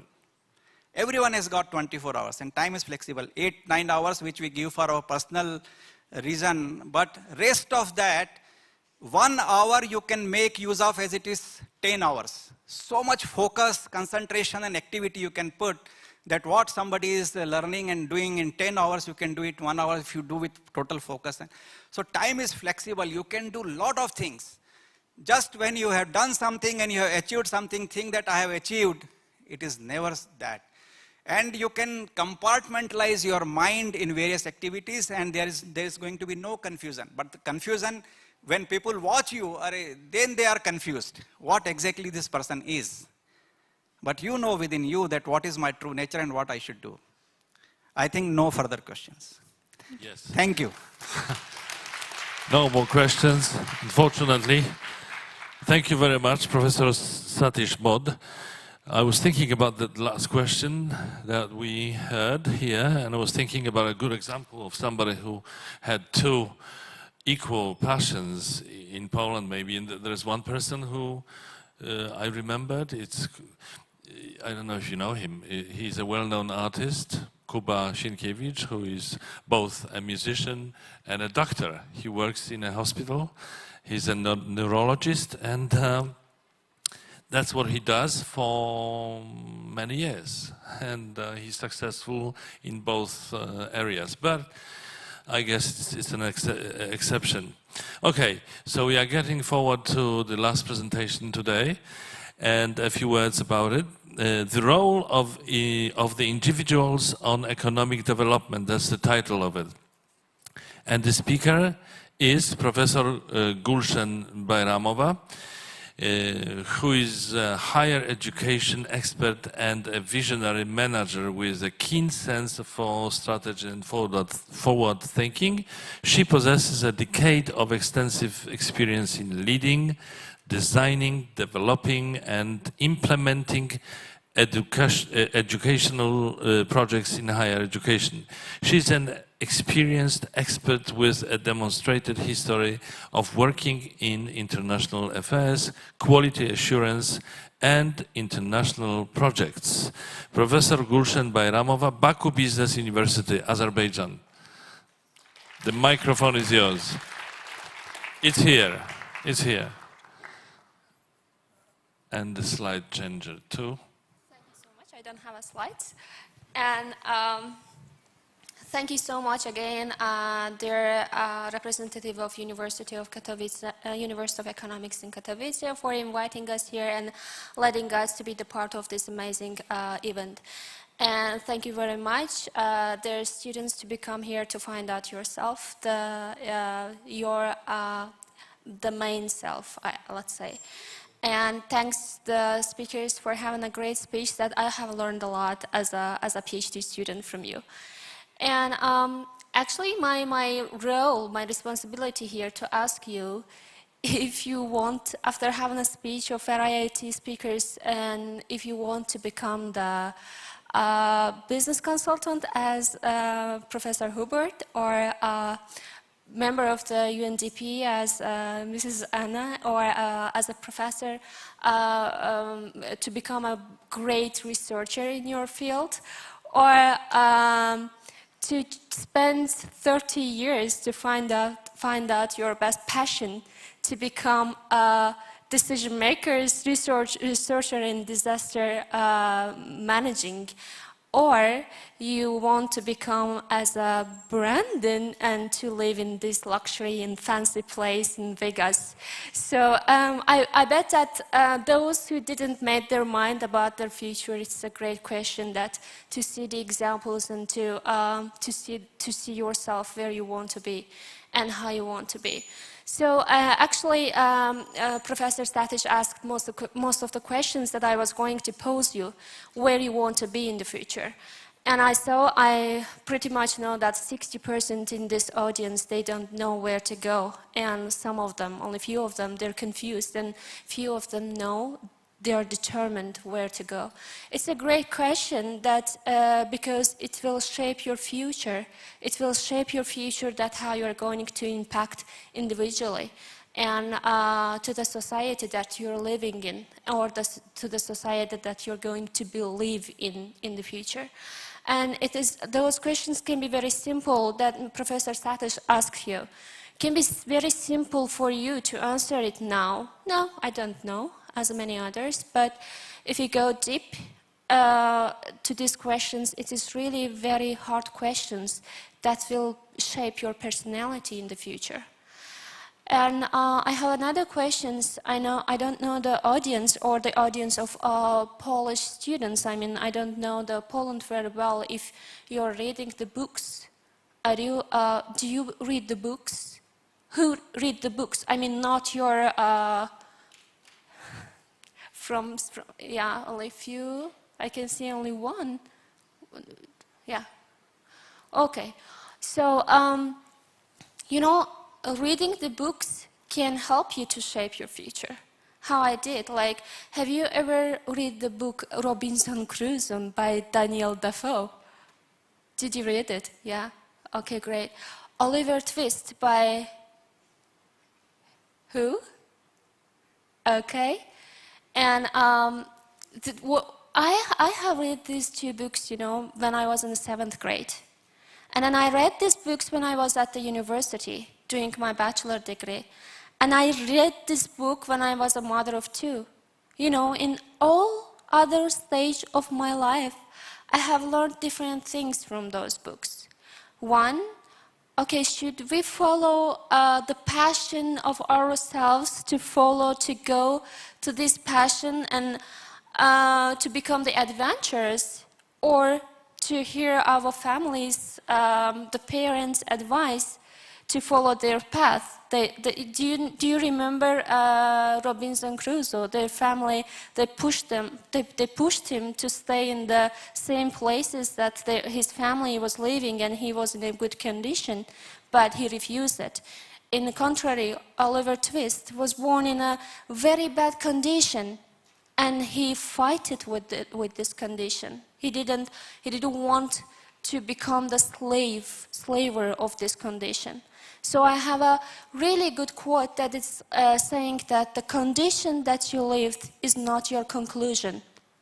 Condition is not your conclusion. So you can design your conclusion by yourself. So I'm a professor of management, and I'm teaching management for bachelor students and master students. And there are 4 main pillars of the management that we are teaching our students. What are these? It's the planning, organizing, designing, let's say, and leading it, and then controlling it. So the main questions I'm asking to my bachelor students at the first class that we have, it is related to their plans. You are a manager of your life right now. You are all the manager of your life right now. If you do the wrong planning, it's going to cause a lot of things. Like, causing a lot of things can be seen by the example of Mr. Satish. He lost some years to find out his real passion. But it was not a loss. I can say that he learned a lot. He experienced a lot. But it was not him, you know. It was not him. But he was not doing the things that he had a passion and he had a love. That's related, kind of a synergy of his speech. So in the first class, I'm asking them, write a letter to your future in 5 years, as most of the professors do. And you know, we write the letter, like a very small letter, who wants to become in 5 years. And sometimes they leave it blank, and sometimes they have just a few words. Sometimes they say, I don't know. And it depends on the, vacancies that they will have in that time. Or they say that it depends on my family business. Too many things. And then I look at them and I ask them, what is your purpose of being here? That it's asked by the boarders, you know. What is the purpose of your visit? So what is the purpose of your being in this institution? Unfortunately, some of them says that just to get the degree. And it is, can you imagine that this is the 50% of the audience in my classes that I'm teaching in Baku Business University. 50% they say that just to obtain the degree, and let's say 15% says that just with the pressure of their family parents, it's not good again. 5% say that I have a passion in management or in accountancy or in audit, in economics. And only few say that in Azerbaijan, we have a centralized examination center that students should pass a certain score to enter the universities. And you choose the universities and subject, your area, after gaining those scores. Maybe it's in Poland as well, which is, we hate actually. And their scores let them to become this, to enter this, the limitation was high and they had a low score, let's say, or it was only choice for them to become a manager or accountant. See, some of the audience, most of the main audience were not telling that I wanted to become a manager. When I was in a high school, that I told them yesterday, that when I was in a high school, my school was the leader of our schools. She was an amazing lady, and she was doing a lot of things that I was involved in research, that I did a research in history. Doing a research was not my passion, but doing a research was my passion to do. I found something in research. And we had a national cooperation we had a national competition. We were going to many schools in my country, in my region, we were competing each other on how to protect the environment. I'm talking about like 18 years ago. We were doing some competition. This competition helped me to identify that, how I can lead the team. And then we participated in competition like in math, in biology, and it helped me. We were creating some teams that helping us to increase our leadership skills. So I found that I have a leadership skills, I have a management skills, I have a research skills, and so how I can combine all of this in one job, in one career. So I found that the best fit is project management. I went through this.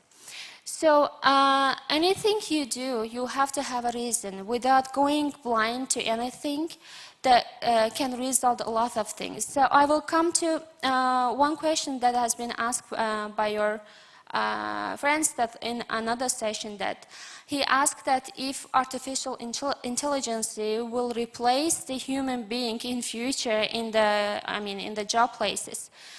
And I would like to share one example that we witnessed in Stockholm, actually. It is really interesting for you, Brandon. And we stayed in one hotel. It was a non-human contact hotel. Because the visitors of this hotel was the business people, business visitors, and they arrived, at 2 in the morning, 3 in the morning, flying from a long distance, and they didn't want to spend time on the check desk and check in and having the key going to the room. So the hotel decided to have non-contact check-in, so we could check in online and come and enter the hotel with certain key codes, and then go to the room with key codes. And it was a Ibis-style hotel. It was fine for the business visitors. It was okay. The service was good. They were coming, cleaning the rooms, and we didn't see any human there, like any employee there. And 1 year later, we had to go to Stockholm again, and this university has a partnership with this with this hotel. They booked again this hotel. You know what? They changed the management system, so they had the people in the check desk and check-in. They were a human to check in the visitors, and we saw like 2-3 people working there, in the front desk. You know the reason why? Can you guess the reason why? Well, very simple. The visitors were not happy with this non-contact check-in process. They wanted to discuss, they wanted to have an interaction with the human while they're checking. Maybe they have questions, maybe they have some certain of issues that they want to choose it. So at that time I was studying e-management, and it was one of the topics that I wanted to, my professor wanted me to check if the electronic system in hotels was is okay or not. So I wrote an article about this, not an article, but a project about it. And it was really graded with A. And it was really great that I went to Stockholm and I saw this, how they changed the system, you know. So the job requirements may change, the requirements in the job market may change, but it is still depend on you, depend on the human.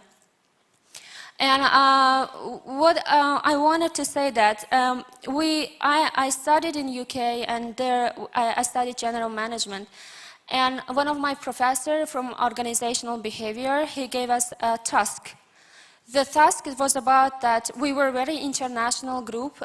We had students from 14 different countries, and including US, including UK, including France, Germany, and many other states. And then he asked us to do, we did a 1-year research, and the research was about that doing the survey in your country, in SMEs, to identify the reason behind the employee voice. Why employers are silent, or how the employee voice affects the performance of the company. And very interestingly, most of the companies depend on their economic development, and the results were really correlated with the economic development of the countries. And those countries are underdeveloped or developing countries like mine. We had those results that the employers are, in countries like mine, they are silent. Why? Because they are afraid of losing their jobs. If they will defend their positions, if they will increase their voices, they're afraid that they will lose their jobs. And those countries are leading the economy. The voices are higher than other countries. So it is like there in organizational behavior, it has been told to us that push your students, push yourself to ask the questions and to answer the questions. And what we felt from this audience, in these 3 days, I can tell that the high school students are more question givers than askers than the university students. We had plenty of questions in these sessions rather than having questions in another sessions that we had an audience with the bachelor and master students. So it is a good sign really that you are asking the questions, and asking the questions is it helps you to determine yourself. So you are the main different things that this 60%, maybe this 60% that who said that I have no idea where to go, is just answering the question, but inside you are, I'm sure that you have some ideas where to go. But while asking the questions, you have to ask yourself, that not the others, not the parents, not the something. And when I studied in the secondary school, in the high school, at least until 2006, we didn't have electricity. I mean, I am from a normal family, that the family is a normal economic situation. And the part of the country that I am living is in a normal economic situation, was in a normal economic situation, but we were in a war situation, that we were blockaded. The country, the region that I was living didn't have any connection, the land connection with Azerbaijan. So, and we didn't have any advanced technology or advanced system that the energy can consume from Azerbaijan to the Nakhchivan city. So we had electricity shifting with shifts, like we had 2 hours electricity and then 2 hours no electricity and then 2 hours back. And we lived in this condition. And well, if you were not able to study in the candle, in the light of candle, it was not really easy to go to the class being ready to your classes. It was really worse condition. We didn't have a water because we were newly independent, and Azerbaijan gained its independence like as you do, as Lithuania did. But it was not really hard to study at that time. Did we stop? No, it didn't help us to stop. So condition can be changed. Condition can be, there is two things that you can never choose in your life. Do you know what are these? Can you tell me that two things that you cannot change? You? The things that the person are not able to change it. The parents that you have, the family that you born, the place that you've born. That this is not selected by you. But the rest of things are selected by you. So you have to have this power to change this. And while you were thinking about having an impact on economic development of your country, the many politicians in Azerbaijan are from Nakhchivan.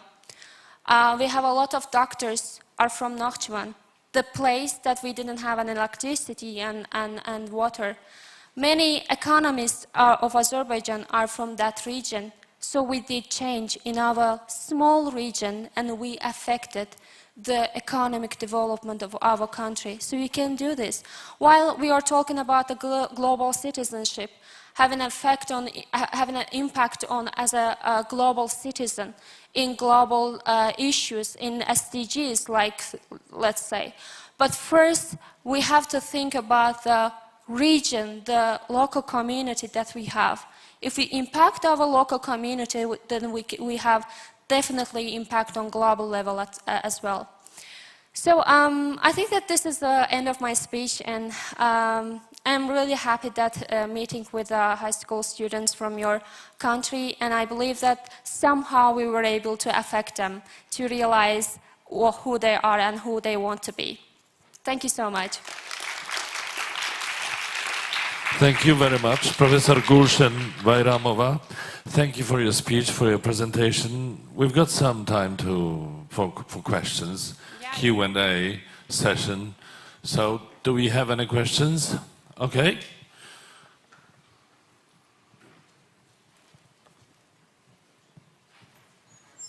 Okay, thank you for your speech. It was really incredible. I just have one question. I'm from Ukraine, and you said that conditions can be changed. And okay, it's true, but we said that we can't, for example, change the place where we have born.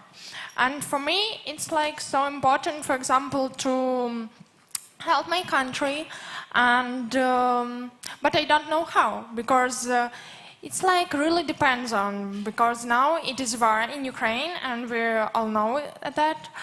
And what do you think about it? Like, if I want to help my country, but I really need to change conditions, I, for example, don't know what I can do with it. Like, I want to live in Ukraine, but now it's not connected with some things that I want to do. Thank you very much for this question, and it's kind of a sad question. I know, I understand your position. We've been in this situation also, and we are in the region that we have the war again, and it was a really near future that we had the war. And we don't know what's going to happen in next week or next month. And I totally understand your point, but it is like if you're studying well, if you're developing your personal life, it is like you are helping your country. Even you are in another country, that lobbying, I'm not sure how the war gonna end, when the war gonna end. But imagine that your country is destroyed, yes, and Kiev is not the same Kiev, or Kharkov is not the same Kharkov. And it needs a lot of contribution of its citizens to make the country to go back the same it was before the war, yeah? And you are studying economy and somebody is studying policy. It is not in your hands to stop the war right now. It's not the hands on your politicians and not the leaders of the world. You cannot do anything related to that. But in the future, when you will win the war, when you will go back to your country, when you will be able to go there, you'll have to think about that, the little projects, how you can affect the development of your country to make it, to survive from this war, you know? And it is like, there is nothing can be told right now about how, but during the process you have to think how. Like in Azerbaijan, we're doing like, I am leading some projects at the student levels, social entrepreneurship. And this is a social entrepreneurship. I would love to talk about it, but we have a limited time. How we do with the social entrepreneurship. Students are not socially responsible, and they have a chance to help the people in the regions, in the rural areas. But they cannot realize it. We help them to realize that social entrepreneurship doesn't require any investment, doesn't require any money, any payment. Those are the volunteers who want to change their regions, their economy, their systems with the social activities. So right now as a student, the main thing can be you can do the social activities, social projects to help your community in Ukraine or from the Ukraine. You can come together with the students. I know that you have a lot of Ukrainians studying in this university and in Poland. You can come up with ideas that how still you can help those are in Ukraine, you know, by sending the gifts, you can help them motivationally to come over this kind of situation. But I believe that if you are caring about this, I believe that in future you will be able to help your country. Maybe you have something to add it? It was a nice question. Thank you so much. Thank you. Do we have any more questions? Any hands up? We don't. I don't think so. Thank you very much. Thank you for your speech. Professor Gulshen Bayramova, Baku Business University, Azerbaijan. Thank you very much. Thank you to all wonderful, exceptional speakers. And we are approaching the end of this session, and I'll have the pleasure to invite Professor Sławomir Smyczak again, who is the initiator of the whole project, he will deliver and say some words for the closure of the event. Yeah, thank you very much. The time is running very quickly. So slowly we are approaching to the end of our events, not only today's presentation, but the whole second edition of the Economy Without Borders. So it's a time that I can start thanks. And many thanks, especially I would like to say to our fantastic speakers, the researchers and practitioners from North America and from Asia. Thank you so much. Of course, in a few minutes I will come back to you. So thank you so much. I would like to also say thank you to Marcin Orłoś for the fantastic presentation and then leading us through the whole day. I would like to also say thank you very much to our guests from the high schools, so the high school students, and also to your teachers who invite you to our university, because this what we are doing for you. You are the future leaders, and hopefully you will create the economy without borders, and the cooperation and the inclusions will be the the motto of your activities in the business world. Also, I would like to say thank you to our students, to our teachers and professors for being with us during these 3 days. I would like to also say thank you to our International Foreign Language Center and the students, because they were organized. Everything what was happening on the 2nd floor, on the 4th floor, related to the Global Village, it was organized by our lectors and together with the students, our students from the International Foreign Language Center. I would like to also thank you so much to our administrative staff, who are the engine of the whole project, and without your help we can do nothing. So special thanks to Magda and to Edita and their team, because you did fantastic job. I would like to also say thank you to Marek for the media relations, all kind of media. I would like to say thank you to Anya and the whole marketing center, because, well, first of all the pictures, all the social media covering, as well as you also cooperate with the Pro Media agency to create the movies, the funny movies that we can always see at the beginning of the project. And of course, thank you so much to the Pro Media company that you support us with, first of all, with recording and also broadcasting the whole event. So thank you to all of you who support our project. I'm so glad that the 2nd edition of the Economy Without Borders smoothly goes to the end. And right now, the special thanks to our foreign professor, foreign guest. And we have special certificate that we want to give it to you with the thanks for this event. So first, Brendan, Richard, please.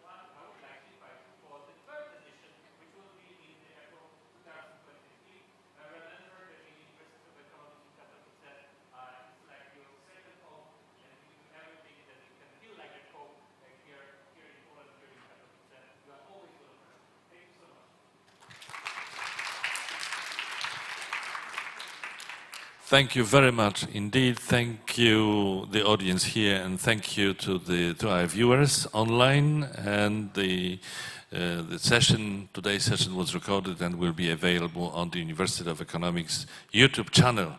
So, thanks a lot again, and all the best.